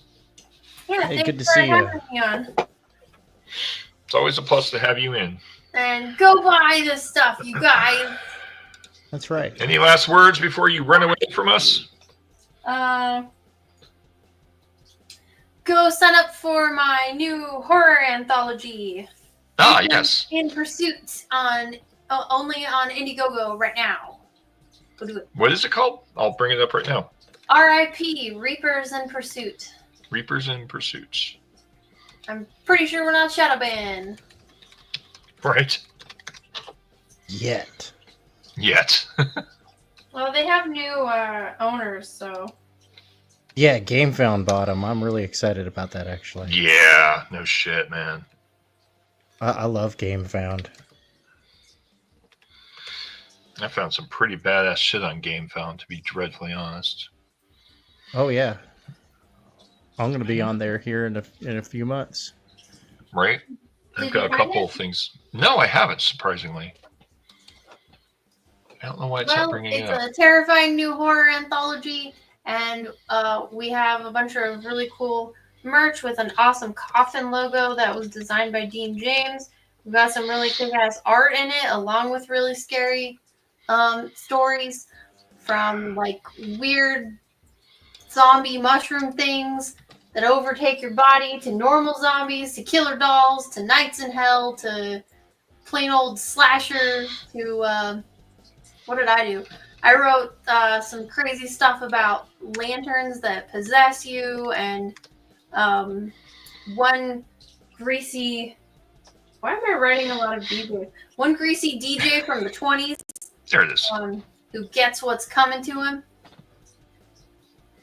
Nice. We've got vampires in there too. Like, there's something for everyone, and then some. There's Reapers in Pursuit. Oh, you found it. There you go. Yep, I found it. It took me a second. I had to actually look for just RIP, and that was the only thing that it would let it come up. If I typed in Reapers in Pursuit, it couldn't handle Reapers or Reaper. Weird. Well, you can play the trailer. It's not really a trailer. It's like real short. That's short. Okay, well, it's not working right now, I guess. But either way, it's really cool, very scary, lots of fun stuff. Sick artwork by Dean James, and I forget the other guy, and me as well. I'm in there too. Ethan White is in there, and a bunch of other cool people. So go sign up and check it out. And again, thanks for having me on Tokumei. Gladly. Thank you for writing in the magazine. You're welcome. It's always fun. And this is Reapers in Pursuit, and where you can get the current book. Check it out. It should be great fun. Good night, I everybody. personally know many of the writers, and they are incredible writers and deeply creative people. Yeah, we are. Good night. Say good night, Allie. Speaking of deeply creative, really fast. Yep. You know, there's a cost that comes with being deeply creative. Sanity? Yes, specifically like the sanity that you should be maintaining in your dreams. I have some weird dreams. The other day I had a dream where I was cutting open my own skull and taking stuff out of it. Like, I even pulled out like a weird piece of white brain that kind of looked like cheese. And it was so great, and I could feel it coming out of my skull and everything. Cutting open my own skull and taking like stuff out of it and looking at it, and I woke up and I was like feeling my head. I was like, "Is my head okay?" Like, yeah. Rest assured, we can fill you with horror as much as my dreams do, and then some. All right. Sanity. Good night, everyone. Good night. Good night. Sanity is overrated. Sanity? What's that? Right? If you write for this magazine, you're not very sane. And that's what makes it fun. Our next issue is The Sims 2 by Manticore, a Candy Kid misery simulator. And that's a fun article. Then there's Fiendish. I will load up Fiendish for everyone's entertainment.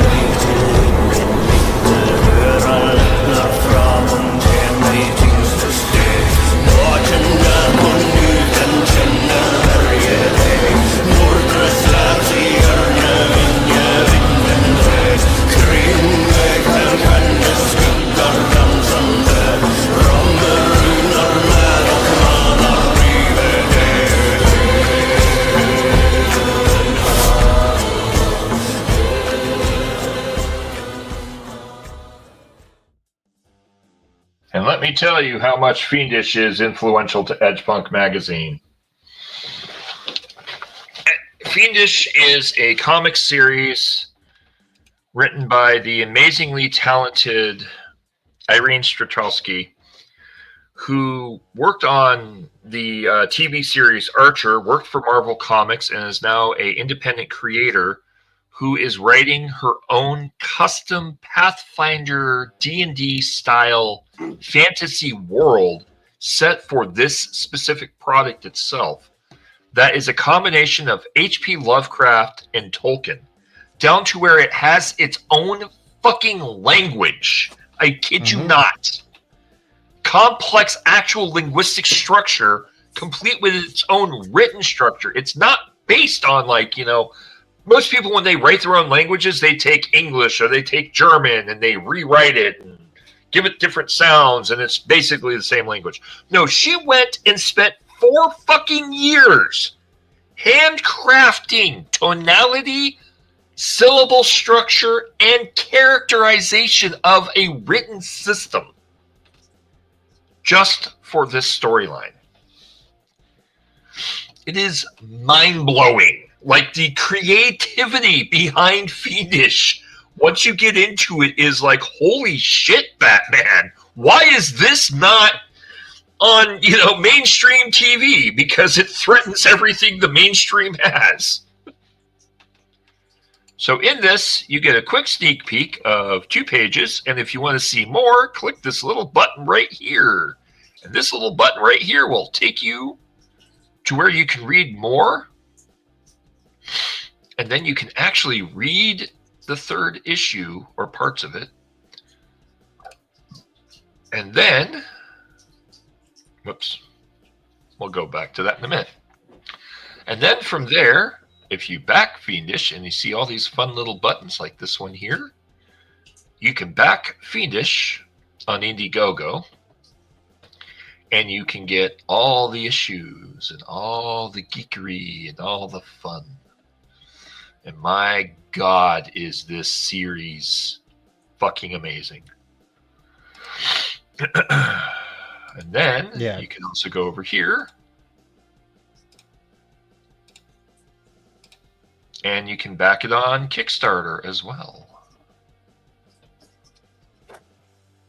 And there are currently 4 books to the Fiendish Chronicle. There's a total of 7. 2.5 is a half book that gets into the backstory of Fiendish. But this series, you're not ready for Fiendish because there's no censorship in the world of Fiendish, and it does not pull punches. It's more fun than a barrel of monkeys. And let's have a commercial of Wild Willie's Wetware. Where's Wild Willie's Wetware? There's that aging neural net in your brain slowing down but can't afford the exorbitant price of a new one? Been eyeballing some shiny new infravision eyes but don't have the dits? Then come on down to Wild Willie's Wetware, where you'll find the finest in gently used bio-augments at rock-bottom prices. Where do the augments come from? How can we sell them so cheap? Who cares? You can get your dream augments at a fraction of the cost. Layaway and installment payment plans available. And then we go into Soundtrack to the Dystopia, more about Cell Dweller. And this, Kronos does an amazing job. In-depth review all about the history of Cell Dweller, how Cell Dweller came to be, the depth of their creativity. And then we dive back out of Cell Dweller into the next part of The Accountant. And the in-depth story behind The Accountants and how crazy these people go to the lengths to get into that godforsaken place.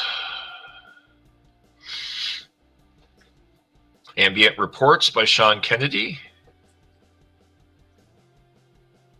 Video is hacked away, so you'll have to find the book. Oh wait, there's the book. Yay. Amazon today. Because if you want a hardcore cyberpunk book, this is it for you right here, baby. Then we get into Cairo Corp. Cairo Corp is an industrial sector of the city of Rain that took over the City of Rain's industrial production, Cairo Corp was originally called Subaru until a employee of House Tano, one of the members of House Tano, decided to defect from House Tano, take over Subaru, and rename Subaru Cairo under the Cairo family who worked directly for Subaru. Cairo Corp was originally a subsidiary of Tano until they decided to become their own independent entity, at which point they then go back and forth over which ideology of Japanese culture is better, the industrialization of Japanese culture or the arts and humanities of Japanese culture. And that is the difference between the two. In the Cairo Corp section, we get into more of the industrialization, and we get into the essence of Reverend Aether Czar, our metaphysical writer who talks about the concepts of gnosis and the concept of self-knowledge and the depth by which we have to dive into our own selves to understand self and the knowledge that comes from diving into our own conscious will. Agents of Gnosis goes further into a much more deeper analysis of who we are as people and the cultural identities we create and the essence of love and light and the essence of who we are deep down. This article is an article that is going to make you think, and it's designed to make you think because that's the point. Then we get into Unhinged Entertainment. Jason Bascom, why is this not loading? Blind Guy Draws is a wonderful show. If you have not seen Blind Guy Draws, you need to. And you probably can't hear it because StreamYard sucks. Blind Guy Draws on Jason Bascom is also the co-writer and co-creator of Frog G2. We have a sneak peek of Frog G2 here in the magazine so that you can read a little bit about Frog G. This is the second book of the Frog G series, and you can get it here at Indiegogo, and it's a active live campaign. And get Frog G2, Electric Boogaloo. I know that's not the name, but it's the name I'm going with, and he keeps hitting me every time I say it. It is now. It is actually Frog G, the Cerebus Key. This is a phenomenal book if you love deep dives into spiritual and interdimensional concepts. Then we get into Payment Upon Death, also by Reverend Aether Czar.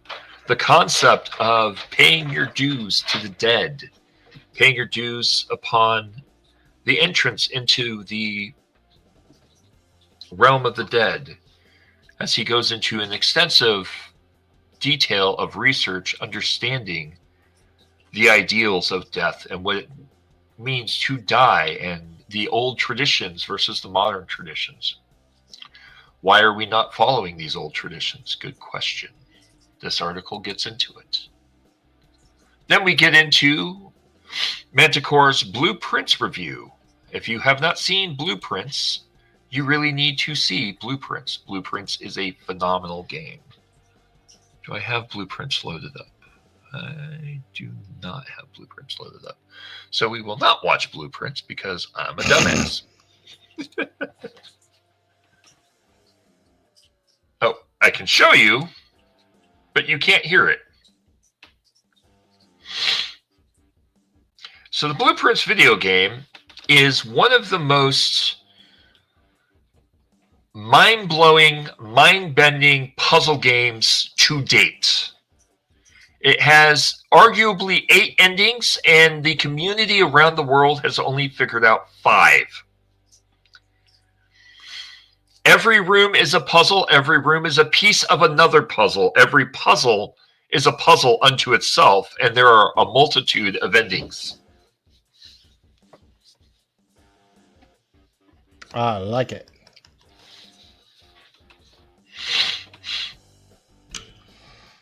Whoa. I just saw a room that I've never unlocked. That's fucking crazy. And then we get into... Yes? Oh, I'll be right back. I gotta go use Okay.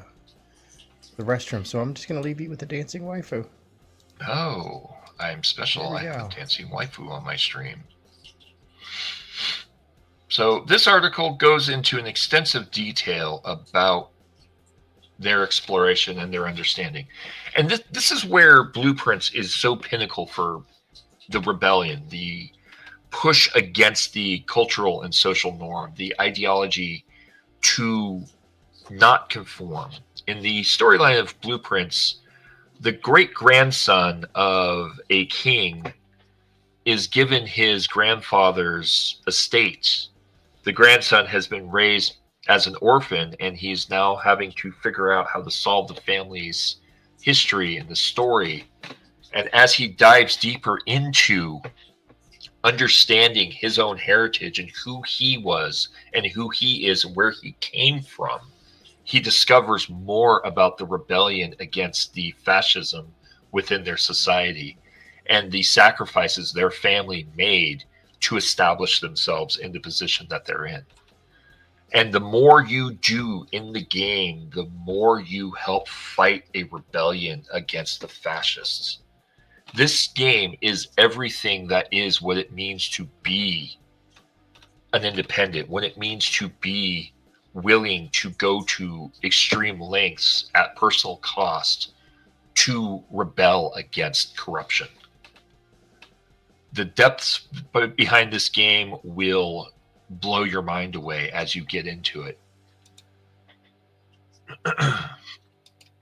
And you can get Blueprints here at Raw Fury. RawFury.com, makers of some of the most incredible games to date. Like, these games are freaking mind-blowing.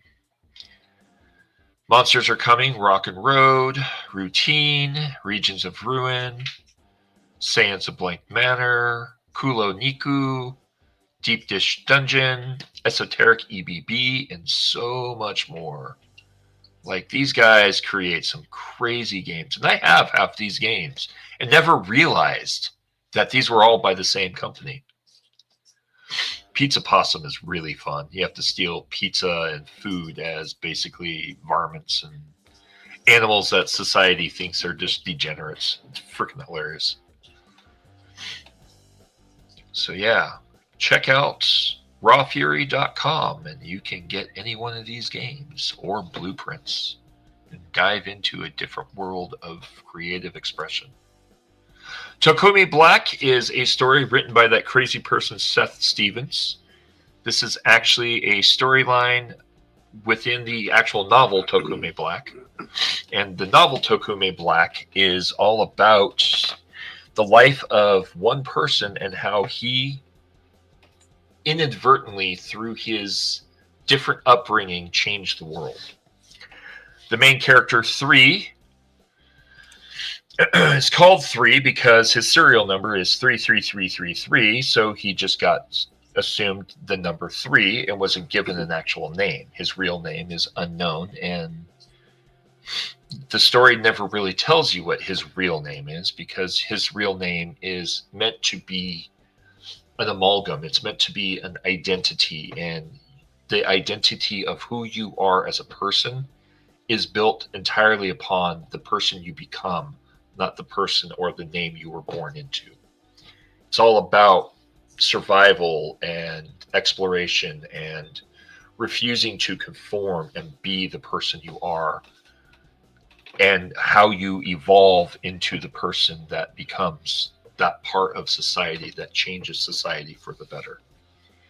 In this storyline, The Deep End, which is chapter 8 for Tokumei Black, it talks about his childhood and gets into his involvement with the United Nations Sentinel movement, the Aquanauts, the effectively United Nations Navy. In this storyline, he goes into his training and eventually how his father and his family influenced his training to become a better person. The whole storyline deals with his training up to the point of his effectively Navy SEALs dive test, and you'll have to find out and read it to find out how and whether or not he succeeded in his dive test and how it affected and impacted him. Next, we get into the conclusion of The Accountant by William Perdomo and the crazy shit that this team of operatives does and how far they are willing to go to steal something from an alien race.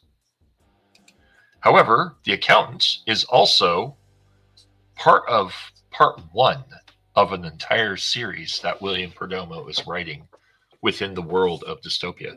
Each of the issues that William Perdomo has written for have been stories that have been leading up to this story. And they're all pieces of a much bigger story that William Perdomo is writing for the world of dystopia. As is Jaka, as is Seth Stevens. Then there's our wonderful affiliate, Castle Comics and Cards, here in the city of Piston, aka Lafayette, Indiana. They are a phenomenal game store and comic book store that any writer or creator can contact, and they will help you get your market products. They will also gladly help you get products into their store, and they love working with independent creators. So my strong suggestion is reach out to Castle Comics and Cards, and who knows, maybe they have something that will inspire you. Then there is The Casket Girls, which is both a sci-fi fantasy alternative history of a steampunk society creating mecha and the gals who pilot the mecha. There's also a board game, a card game, and so much more. Then we get into the word I cannot fucking pronounce. Chichimakoto? Yes, that. Chichimakoto Corp, the corporation that creates a lot of the food, all that wonderful food in Rain, is created by this fuckhead right here, this corporation. This is the Food for Thought section. Depths of Hell, written by Seth Stevens, gets into a storyline based around a song. And the song that the storyline is based around is this song right here.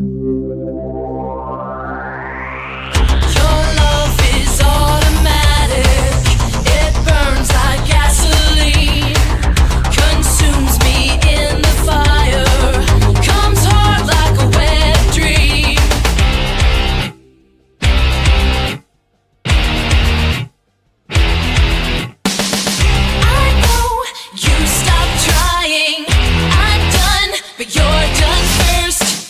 Oh,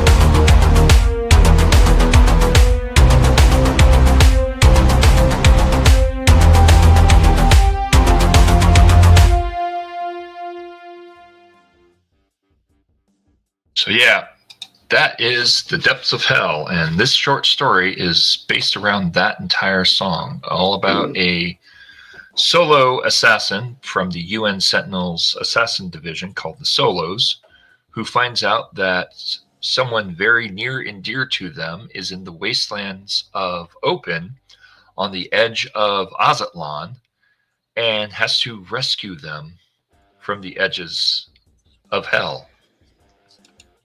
Ooh.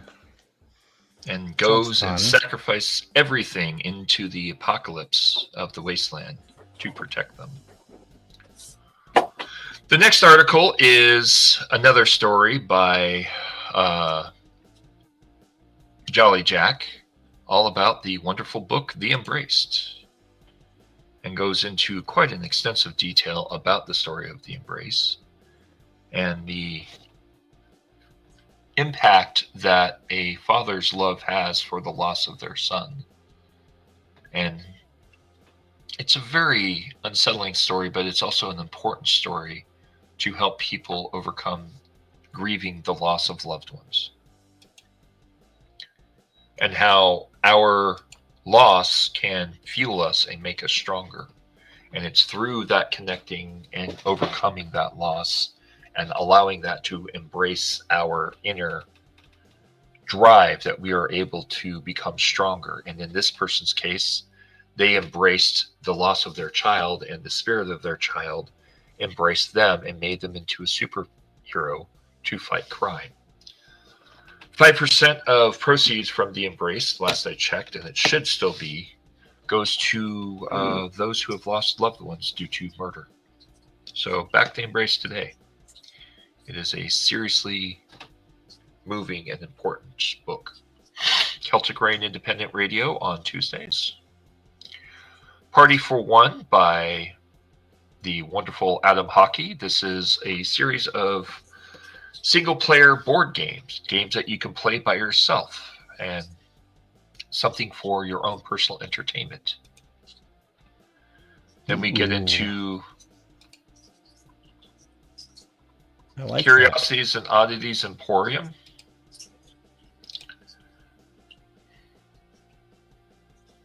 And then Okiru Inu, who is our resident wolf within, aka Woodrow.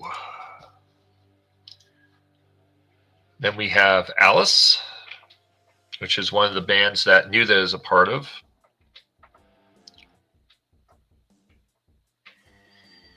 They were featured in issue 2, weren't they? Yes, they were. Yep. They were featured in issue 2. Good Stuff Creations. Angelica Kokolas, who is an acupuncturist based here in Lafayette, Indiana. Cranial Vaults. Sound to Your Dystopia by Kronos. This one is centered on Zardonic. Ooh. And the Another incredible music created by Zardonic. This gets into some really in-depth reviews and really showcases the capabilities of the band. Taco Shell commercial. And yes, that binary is real. And yes, that QR code is also real. Digital Board Games by Adam Hawk. This gets into board games that have been converted to the digital format. And he gives an in-depth review of these board games and why these are an incredible direction to go. Medicinal Moonshine.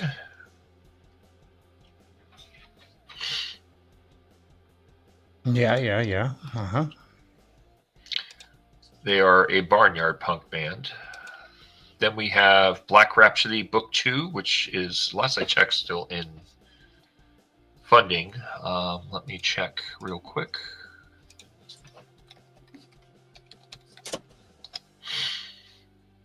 No. And Black RHAPSODY.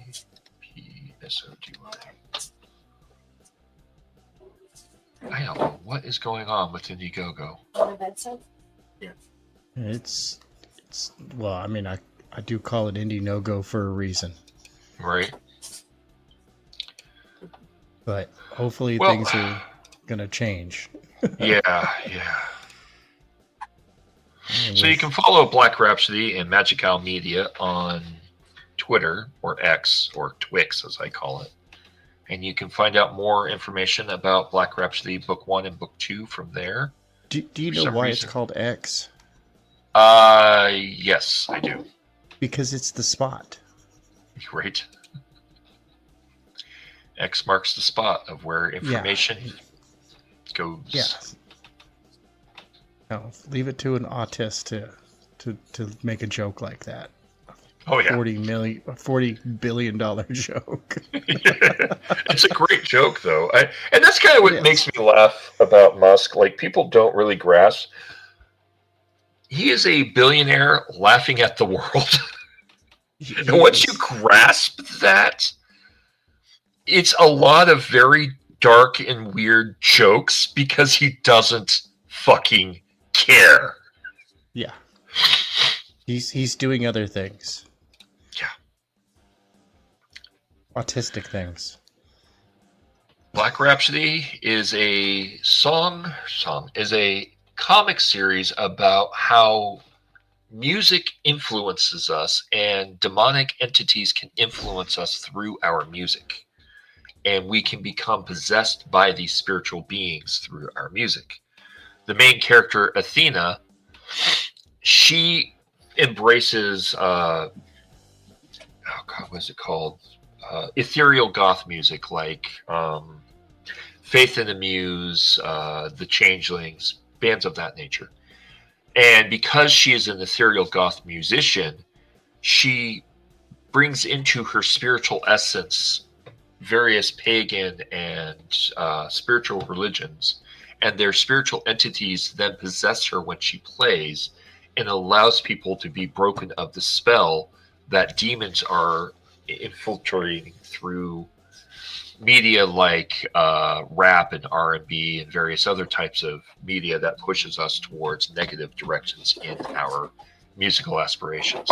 So when people are committing heinous acts or heinous crimes, in the storyline, it is believed by the writer that someone who listens to too much punk music that's really negative and hateful will commit a negative and hateful crime, because the spiritual energy of that negative and hateful punk music had a demon inside it casting a spell to make the person do wrongful things in that music type. And this is what Black Rhapsody is all about, of breaking free of the confinement of music that is confining us and pushing us towards our own degradation. Yep. No, I've been a fan of hers for a hot minute. Oh yeah, she's an amazing creator. Then we have part 2 of Tokumei Black, which I'm not going to go into because that gets into deeper pieces. Then we have Tales from the Afternow, which is a direct link to the first 8 episodes of the radio show. This is a post-apocalyptic radio show that was the core inspiration behind everything that is Edgepunk magazine and even Dystopia. Dystopia was originally created to be the RPG based on this radio show. And then the creators decided they didn't want it to be made into an RPG.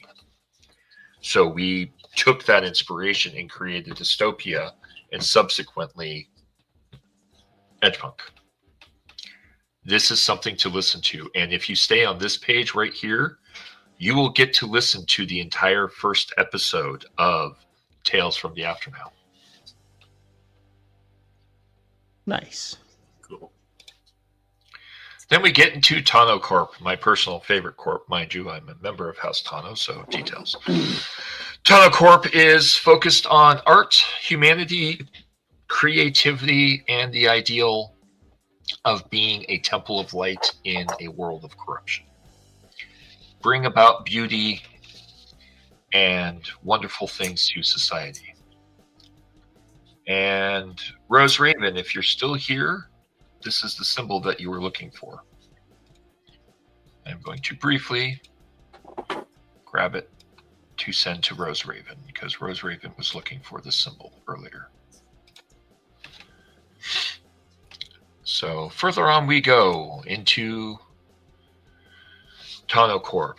Morning Candle is a new band based out of Tennessee, and we have this song of theirs, Sycophant, in our music vaults.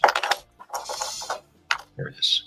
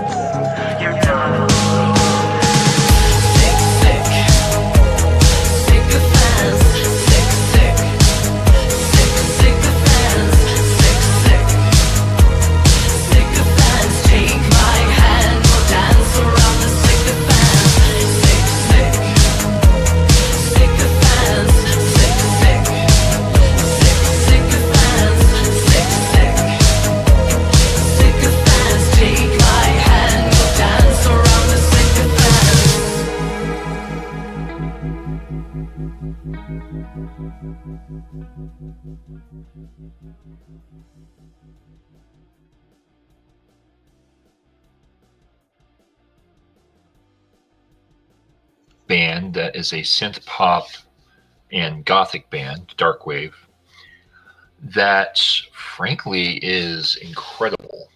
The lead singer of The Sweetest Condition that we mentioned earlier, Leslie Benson, is the lead singer of Morning Candle, and her current album, Nosferatu, is coming out soon. They will actually be the featured band of issue number 4.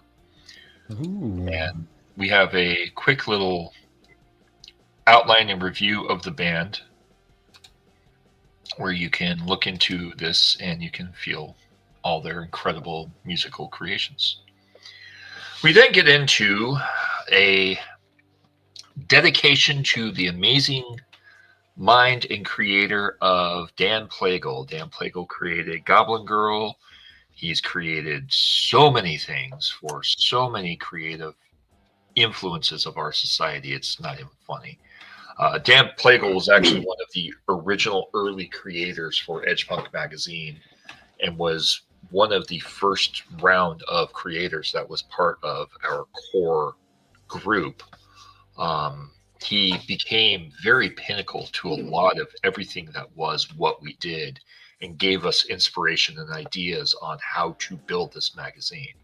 Unfortunately, the first 2 issues, Plagle was not able to work on it with us because of the fact that he is and was at the time fighting cancer, and he's now finally getting on top of his cancer battle to where he may be in issue 4. However, this is a entire dedication to Dan Plagle, and it is an in-depth review point of different writers, different creators within the independent community and their opinions of how Plagle influenced them. Each of these writers are listed, and you can go to their individual sources and see who they are and how they became influenced and inspired by this amazing creator. Dan Plagle is one of our most cherished independent creators of the community because he is an example of exactly what it means to say fuck you to the corporate standard. He does creation how he wants to create. He doesn't let people tell him that his character's boobs are too big or his characters are too this or too that. He creates because that's his passion. So much, in fact, that he created a concept for our magazine called Dan Decker, which should be in issue number 4. And in tandem with myself and Kronos, we combined our creative talents and understandings and took the storyline that he created of Dan Decker and created it as a permanent character that is part of the Edgepunk universe. Dan Decker is a character based around Blade Runner's Decker, where he hunts down rogue androids. And at the end of the day, he goes home and cobbles together a machine to be able to watch old movies from way back when, and that becomes our movie review. So as many of you have been wondering for the last 3 issues why we're not doing movie reviews, it's because the movie reviews are being set aside specifically for Dan Plagle, who has a mind-blowing understanding of movies, B-movies, old movies. And because he is that inspiration to us, we wanted to let him be the one who does the movie reviews for the magazine. Additionally, Dan Plagle also has a show that he does with a puppet by the name of Squish. And if you haven't seen the Squish show, you really need to see the Squish show. The Squish, you can't hear it for obvious reasons, is a whole series of this kind of red fish character who goes around getting into stuff.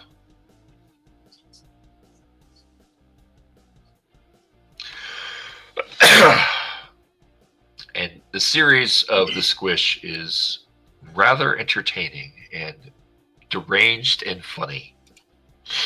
You will greatly enjoy the Squish. Or else. Well, y'all, I'm gonna pumpkin out on you. Uh-oh. I know. You're pumpkining out? Yeah, I gotta get up in a couple hours and feed the cats and then go to Pagan Pride Day. So. No worries, brother. Thank you for being on with us and joining us and promoting Edgepunk issue 3. Absolutely. Enjoy. I'll talk to y'all later. You. Yep. Be safe, brother. We'll chat with you later. So I am going to show you now that piece separately because it's easier to just load it where you can get the full audio effect. So here is Excelsior Moon's custom unique unique, individually created NFTs.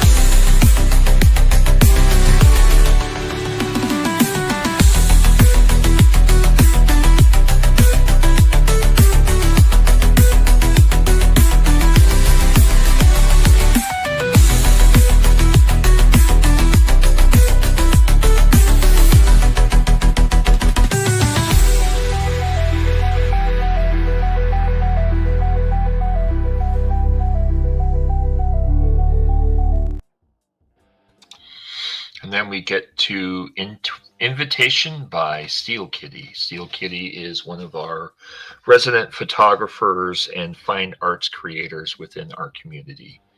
Steel Kitty is one of our newer creators who will be submitting photos and content based within her world of creative exploration. And there's a story behind this, and it is definitely one to read. And then we go to Rakugo. Rakugo is Katsuo Sunshine, who is a unique and very entertaining comedian.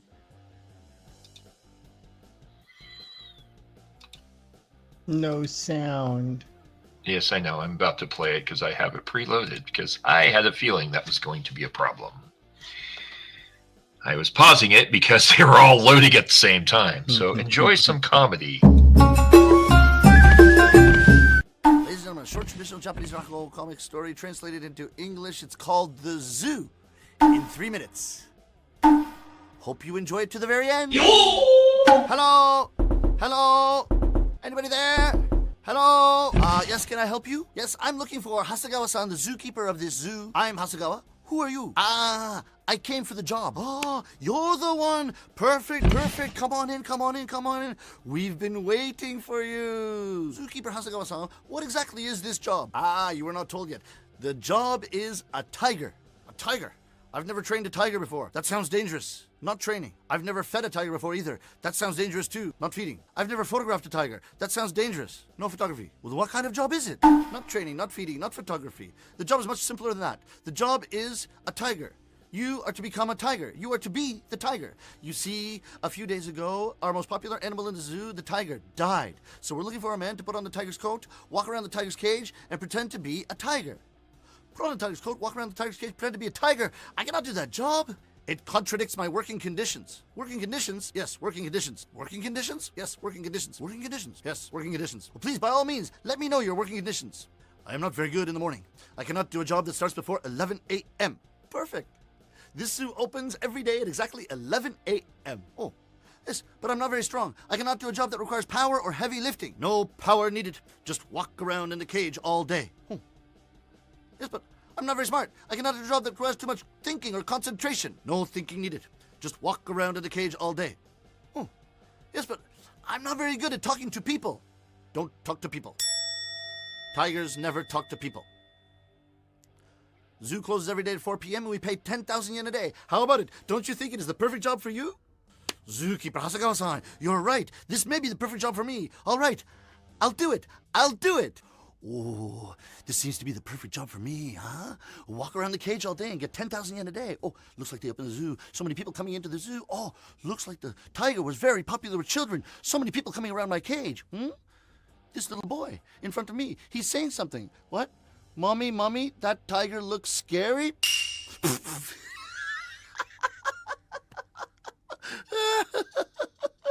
He thinks I'm scary. If I took my head off and said konnichiwa, it'd be more scary. Oh. That looks like a very bad girl in the back there. Huh? She's saying something too. What? What? Mommy, mommy, let's throw a rock at the tiger? Bad girl! Oh, I'm going to scare this little girl. Ruff, ruff. animal. I should have asked Hasegawa-san exactly what a tiger sounds like in the first place. Oh, there's a little boy over there in the back, holding a donut, a Japanese sweet red bean donut. Ooh, I love Japanese sweet red bean donuts. Come to think of it, I haven't eaten all day. I would love to get my hands on that donut.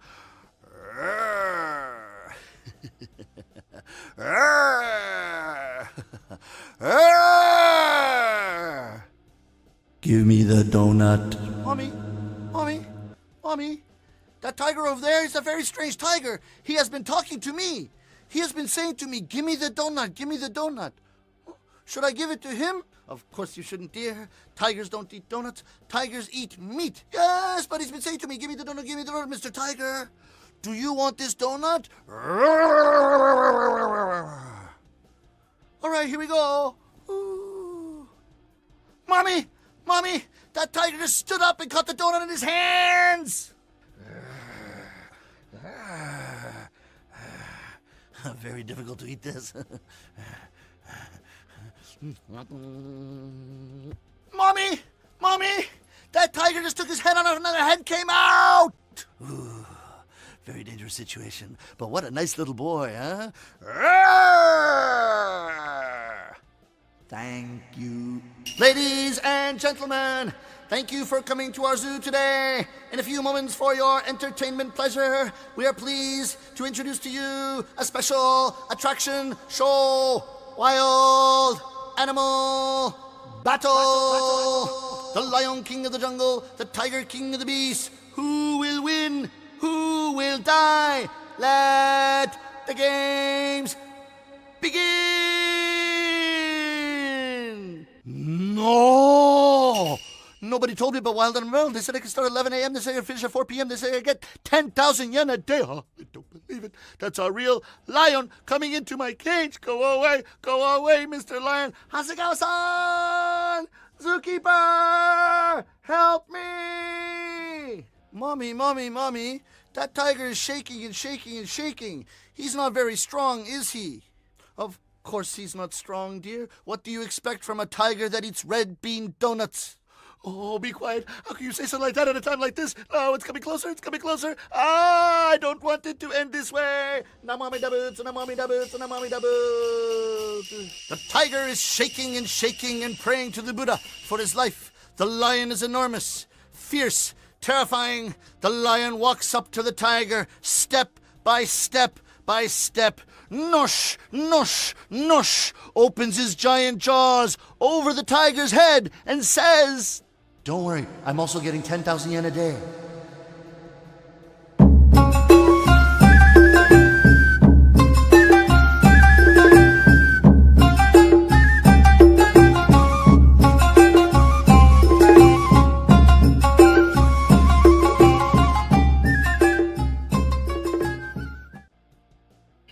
And that is Kasuga Sunshine. He has a whole series of these, and he actually is currently on tour. Ironically, right now, this evening, he's in Indianapolis doing a live show.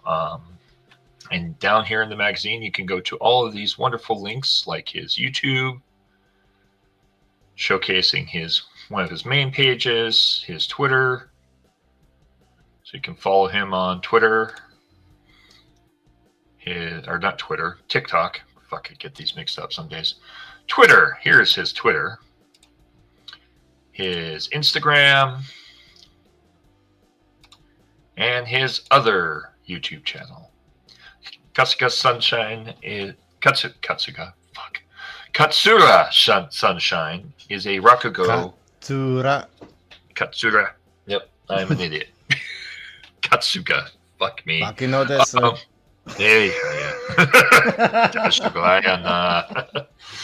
Anyhow, Katsura Sunshine is part of what is called Rakugo. Rakugo is a traditional Japanese storytelling for entertainment purposes. Each of them are usually anywhere from 3 minutes to 15 minutes per story, and they all tell something funny and entertaining to teach you about life and the causalities and the catch-22s of the humor of life.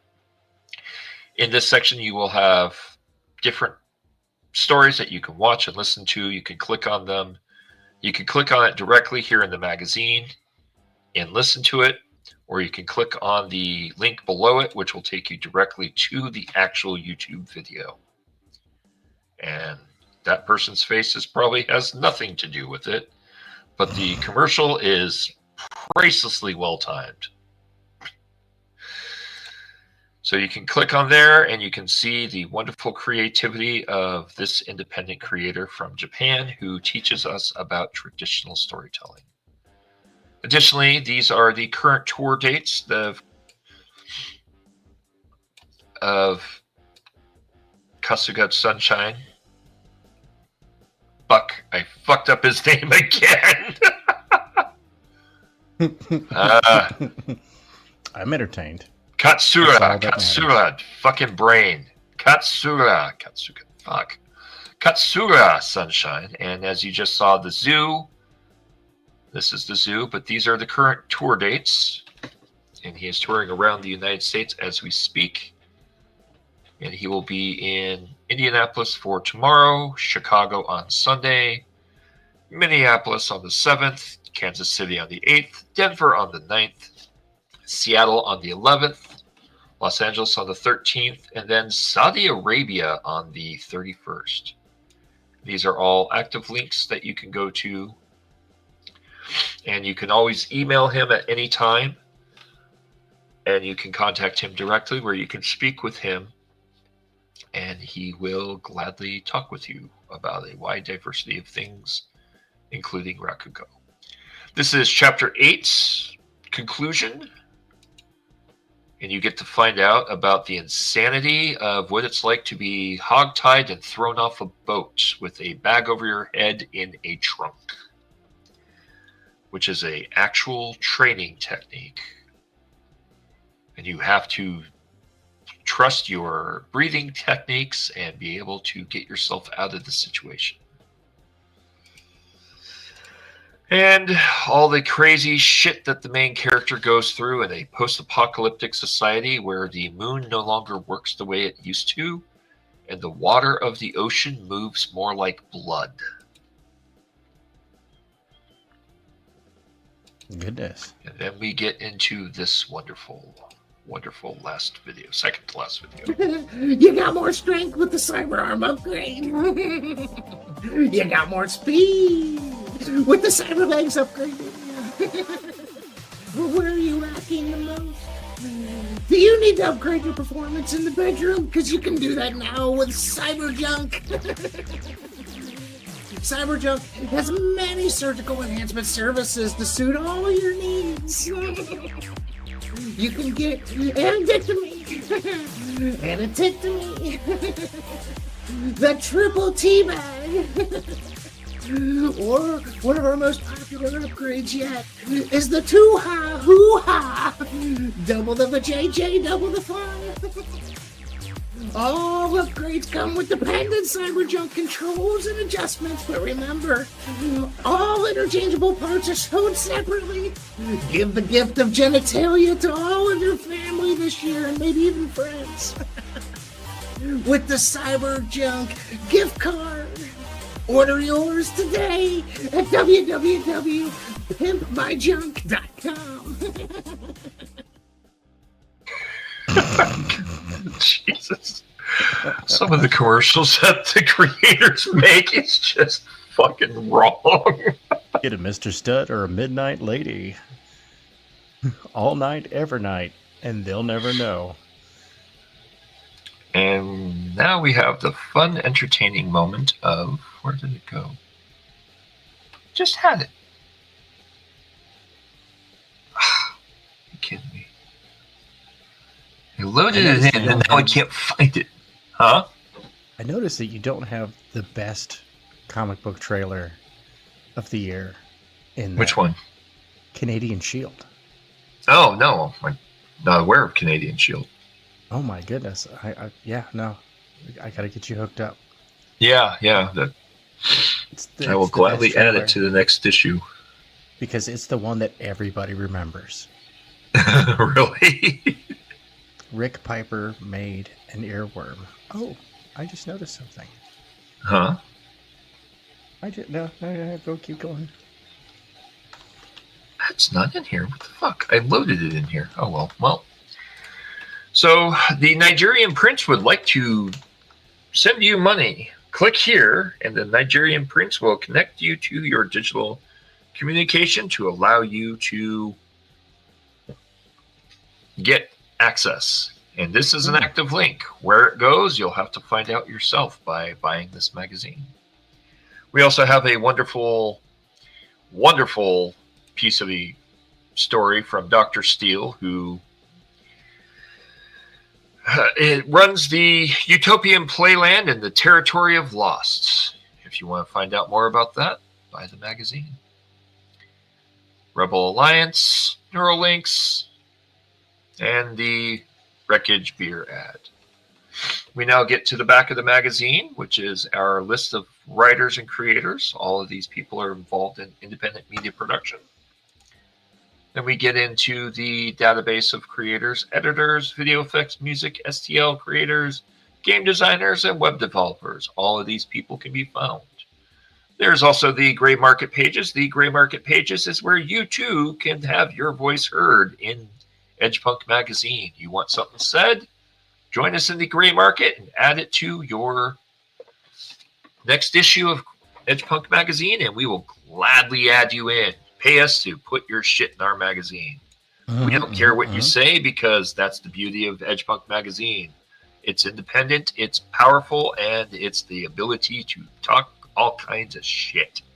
Got something you want to say? Got something you want to talk about? You want to bitch about something? Well, this space is for Lent, so by all means, for just $5, you can have a paragraph, and my God, do these people get disturbed with the things they talk about in this magazine.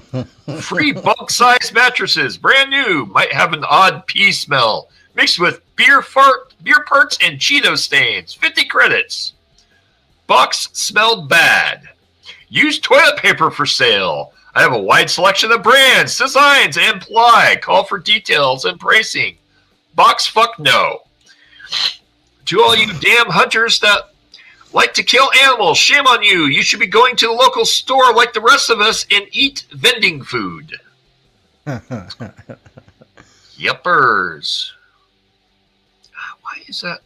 That is not supposed to be like that. I'll have to check that. This is Flying Felines Jewelry, who is one of our members of the magazine and one of our reviewers, and for some reason, this didn't get edited. I'll fix this tonight. Then we get into Edge of Tomorrow. This is a section where we see new and upcoming music and videos and all kinds of content. Edge of Tomorrow comics, upcoming comic books that are coming out soon. Hail to the Lord Sandwich. I think the tofu tyrant got to him. He's agreeing with vegans. What? You're right. I think he's broken. Yes. Hey, hello to everybody who's coming over, joining over from my channel. Oh. For some reason, I didn't see that. I don't know why that's not no worries. I just noticed the simulcast button, and I was like, dang it, man, I should have done that earlier. Oh, no worries. No worries. I've got to... Oh, it's opposite day. Yeah, right. Oh, thank goodness, because Lord Sandwich is the meaty defender of flavor. That's what matters most. So I was supposed to simulcast you. That's where I made the mistake. Yeah. So I just, oh man, what a shame. No worries, brother. It happens. Man, I could. Well, I've got a small but dedicated audience, and they're absolutely wonderful. And I'm always talking about Edgepunk magazine over there. Heck, I got it in my little ticker tape and in the link in the description. There we go. Lord Sandwich says, "Hail, my meaty knights." Of course, hail to you, Lord Sandwich. Is working with the Alley Sanguis. Oh, nice. On an exciting project coming up. And if you would like to get your book reviewed, you can contact any one of these fine people, and they will gladly review your book, your content. Just reach out to them. Flying Feline, Adam Lawson, Mint Salad, K-Pop Junkie, Phantasmagorical, Ice Queen or Katie, and Piper and Wise Guys. And then there's the infamous Backwall. I'm sorry. Oh, I was gonna say I got an update on Fanta. She's doing much better now. Fantastic. Yeah, I've been wondering about her. Yeah. Glad to hear that she's doing well. If you'd like to be backwalled in the magazine, which is the last page of the magazine before the back of the magazine, contact us and we'll gladly backwall you for free. Yay. Getting backwalled is always essential. And that, my friends, is the last page of the magazine. Heck yeah, man. 276 pages of insanity. And the amount of content that is in this magazine is mind-blowing. Like, you will be reading it for weeks on end. You will be reading it for months on end. Edgepunk magazine is 278 pages, not 76. There's actually other articles. The version that we were reading is the version from 2 weeks ago, I just noticed. So there's even more content than that. I somehow loaded the wrong version by accident. So that explains why there was glitches and errors. That was the errored version that we just recently repaired a couple days ago. And the final copy is coming out here in the next couple of days. We are shipping it off to be manufactured into the wonderful cassette tape format. And these are samples of the cassette tape format. We are working with a company based here in the US. And as soon as we ship that out, we will have it back within 2 weeks and shipped out immediately to all of our wonderful fans and viewers. If you are interested in being part of the Edgepunk revolution, you can join the Edgepunk Army and get a membership today. We have 1 year, 3 year, 5 year, or lifetime memberships. 1 year is $75, and it gets you a minimum of 3 issues. We usually send out 4 to ensure that you get a full year plus 1. The 3 year is $150 for 12 issues, and we guarantee 12 issues will be sent to you. The 5 year is $250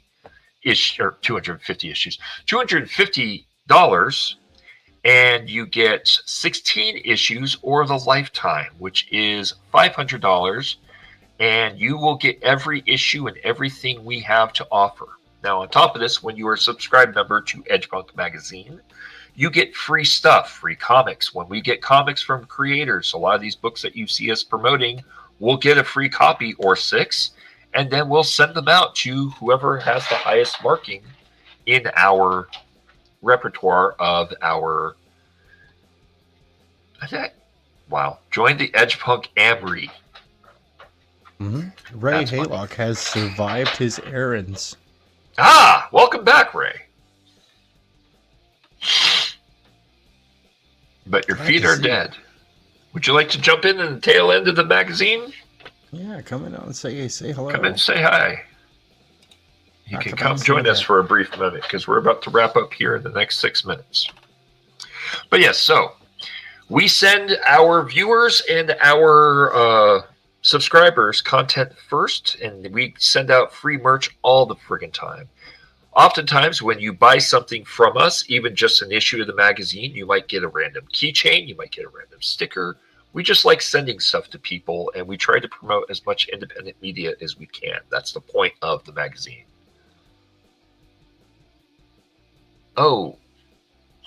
Apparently Ray is on YouTube probation, so YouTube is not allowed to, or Ray is not allowed to be on YouTube directly at the moment. So unfortunately, our wonderful web developer will not be allowed to be on YouTube because YouTube hates independence. At least that's what I wonder. But I could be wrong. Probably. I'm probably wrong. I know I'm not right. But if you'd like to get a copy of Edgepunk Magazine, you can go to this website right here, and this is a direct link for Edgepunk Magazine. Furthermore, you can also go right now until midnight Sunday at edgepunk.net, and you can get 33% off anything you purchase at the website. Do it.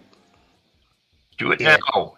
Do it. Do it. Do it. Do it. Do it. Do it. And you will get all kinds of cool stuff. We offer all kinds of merch, all kinds of clothing, all kinds of special items. We like to sell you cool things, and it gets really fun. And our content ships worldwide, except for when tariffs get in the way. But ironically, any of the clothing that you purchase from our website will be shipped out to you from a multitude of manufacturers around the world. The magazine, unfortunately, comes from here, but we're working with a new company that has distribution centers in different countries. So it is likely that we will be able to get this new magazine copy to people more directly. There has been some snafus with the last company where they said they were worldwide and they were based out of China. So shipping from them was an absolute fucking headache, because they would ship stuff and then they would ship stuff not to where we told them to ship it. So like stuff that was being shipped to Australia wasn't being shipped to Australia. It would be shipped to us with an Australian address. Like, why are you shipping to the United States with an address for Australia? Okay. So yeah, we're trying to resolve that issue, but we have a nice case of issue 2 waiting to be shipped to Australia once we can figure out this tariff mess. We're also holding off on shipping the stuff to Australia until issue 3 comes in, so that we can just ship a large box with issue 1, 2, and 3 and some extra merch down to Ray and Hockey, so that they have content down there that they can redistribute as needed. So that's why we've delayed the moment. But yeah, so that's where we're at. Get your copy of Edgepunk magazine, and for those of you interested, issue 1 and issue 2. I don't have issue 1 in here. So this was the look and design of issue 1. And this is the look and design of issue 2. Issue 1 and issue 2 in this format are in limited production. We are switching to the new format with the new company, so you might want to get your copy now, because issue 1 and issue 2, we only have a limited run. Then it will all be cassette tape moving forward. Issue 1, here's a better look at issue 1. So issue 2 was a credit card style format, and the credit card would open up like so, hence the flip the chip and jack in, and you would plug this into your computer through the USB port and have access to the entire magazine. And when you were done, you would unplug it, close it, put it away, and you could carry it in your wallet, you could carry it in your backpack, you could carry it wherever you wanted to go. And when you wanted your magazine, it was right there in your hands, ready to go, and you could load it up into your computer or desktop. We are currently developing software for cell phones. You can plug it straight into your cell phone, but the technology behind cell phones and the technology behind computers is drastically different. Like the script, drastically different. I looked into that myself, because there's no auto reading. Yeah, no, there isn't. There isn't. And you have to hand code a interpreter to interpret the USB drive. Like, it has to interpret the USB drive.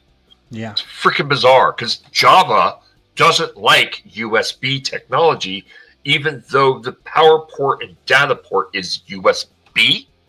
Yeah. The fuck? Yeah, it doesn't like USB drives. We've been programming it for a year. We've got it mostly running, but the problem is it'll load the magazine and load it to the browser and then not initialize the magazine. It's like, fucking Christ, Java. Why are we still using this antiquated Java technology for cell phones? The hell? Like, okay. So we're still developing that technology. We haven't been able to figure out how to make it integrate properly, but we're also the only company using this technology. Like, no joke, Edgepunk Magazine, we're the only magazine, we're the only media producers in the world doing this. So you want something unique, get a copy of this magazine, and you'll see we're something completely different. So yes, that is the wonderful pitch of Edgepunk magazine, and there's our little thing that can probably help. If you want to help us with this, Ray, I would gladly take you up on that. I've got to send you copies of issue 2 and 3 anyways. So if you want to dig into it and figure out how to recode it, by all means. But yeah, so buy Edgepunk issue 3 today, and we have a special promotional discount, 33% off of any order until Sunday morning. If you buy anything on the website, you will get 33% off of your sale. Right automatically. Everything you buy gets 33% right off the bat. So get on over there to edgepunk.net merch, and you can buy to your heart's content and get 33% off your entire sale. And that only lasts until Sunday. So get out there and start buying, because trust me, if you purchase issue 2 right now, I will ship this out right now, right today, with some free merch that you're not expecting. Extra comic books, books you've never heard of, stickers, music. And each issue of Edgepunk magazine has free music and free media on the physical drive. You can't get it online. You can't see it online. You can only see it through the physical drive. So anyhow, folks, welcome to Rain. Welcome to Rain Racer. And this is the end of this live stream. Be seeing you. Stay paranoid. Huh? I said stay paranoid. Right. Tank, where can we find you before we log out? You can find me over on X at Spare Tank, or you can go ahead and find me on my channel. Just follow the dancing waifu and the bouncing balls. There you go.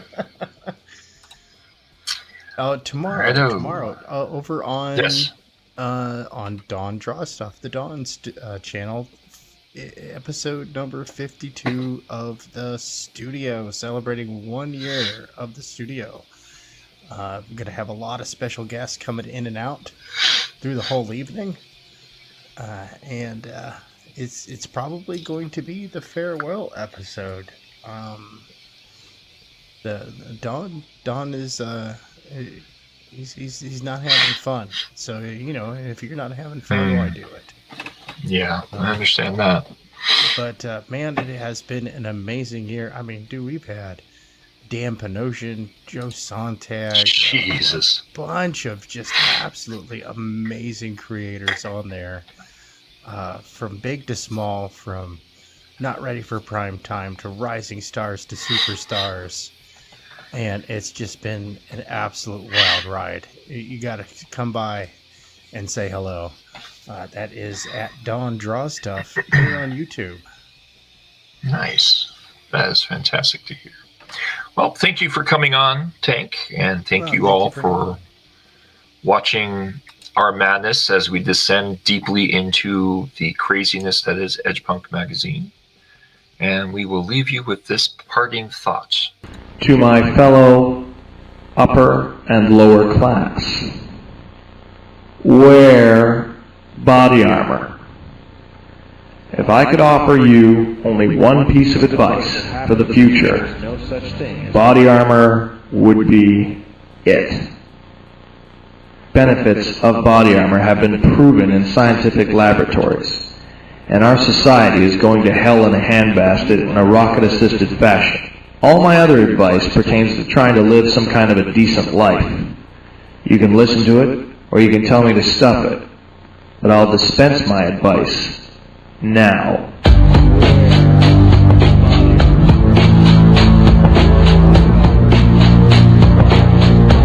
Life is hard. Once you accept that fact, you will find that you're not so disappointed when you screw up. The pain you feel from screwing up in life will remove weakness from your body, but it still sucks.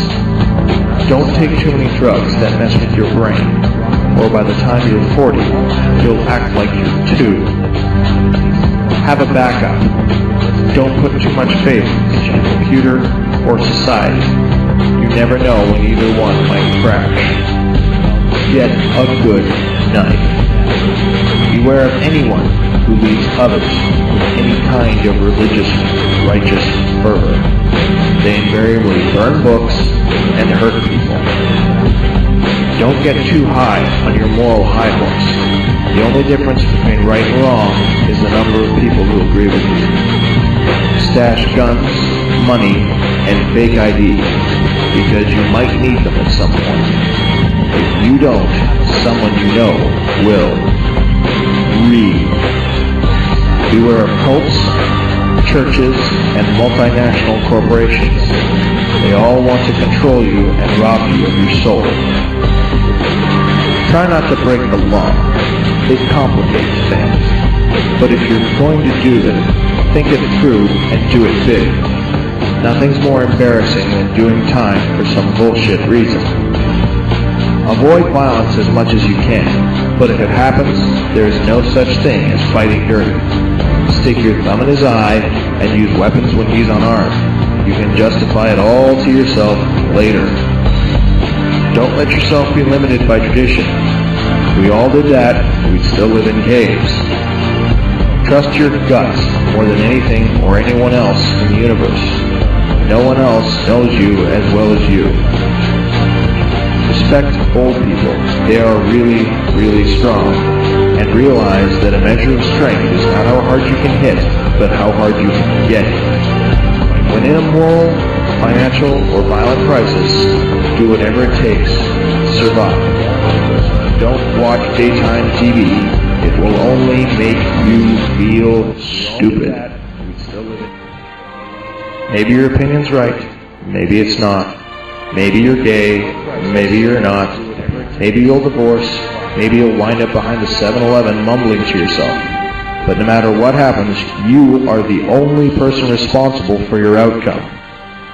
Not your parents, not your culture, not your financial status. But don't be too hard on yourself. You had to make decisions at the time. A bad plan today is better than the best plan tomorrow. Don't play head games. Don't put up with people who play them with you. Learn who your real friends are. Friends will help you move. Real friends will help you move a body. Know where you're going and know who's coming with you. But never get that order mixed up. Be friends with your lovers, or when you get old, the two of you will have nothing. You are in charge of your own body, but be sure about what you do with it, because you're going to have it for a very long time. Stand up for people who are smaller than you, and people who are attacked emotionally and physically. They probably need your help, but they won't ask for it. Be a good guy who does bad things from time to time, but looking in the mirror is the only way that you can judge yourself and make that call. If you don't know what to do in any situation, consider the economics. Cash is not the only thing in life, but it's really, really important. Try to stop swearing. It makes you look like an idiot. But if you can figure out how to do this, let me know. Try to patch things up with your family. If it takes, great. If not, try again in 2 years, or when you feel strong. In the meantime, your friends will help you get by. Don't date your exes or have a long-distance relationship. It can work, but it's more treacherous than a pissed-off mate in a rabbit hole wired on VZ compound. But trust me, on the body armor.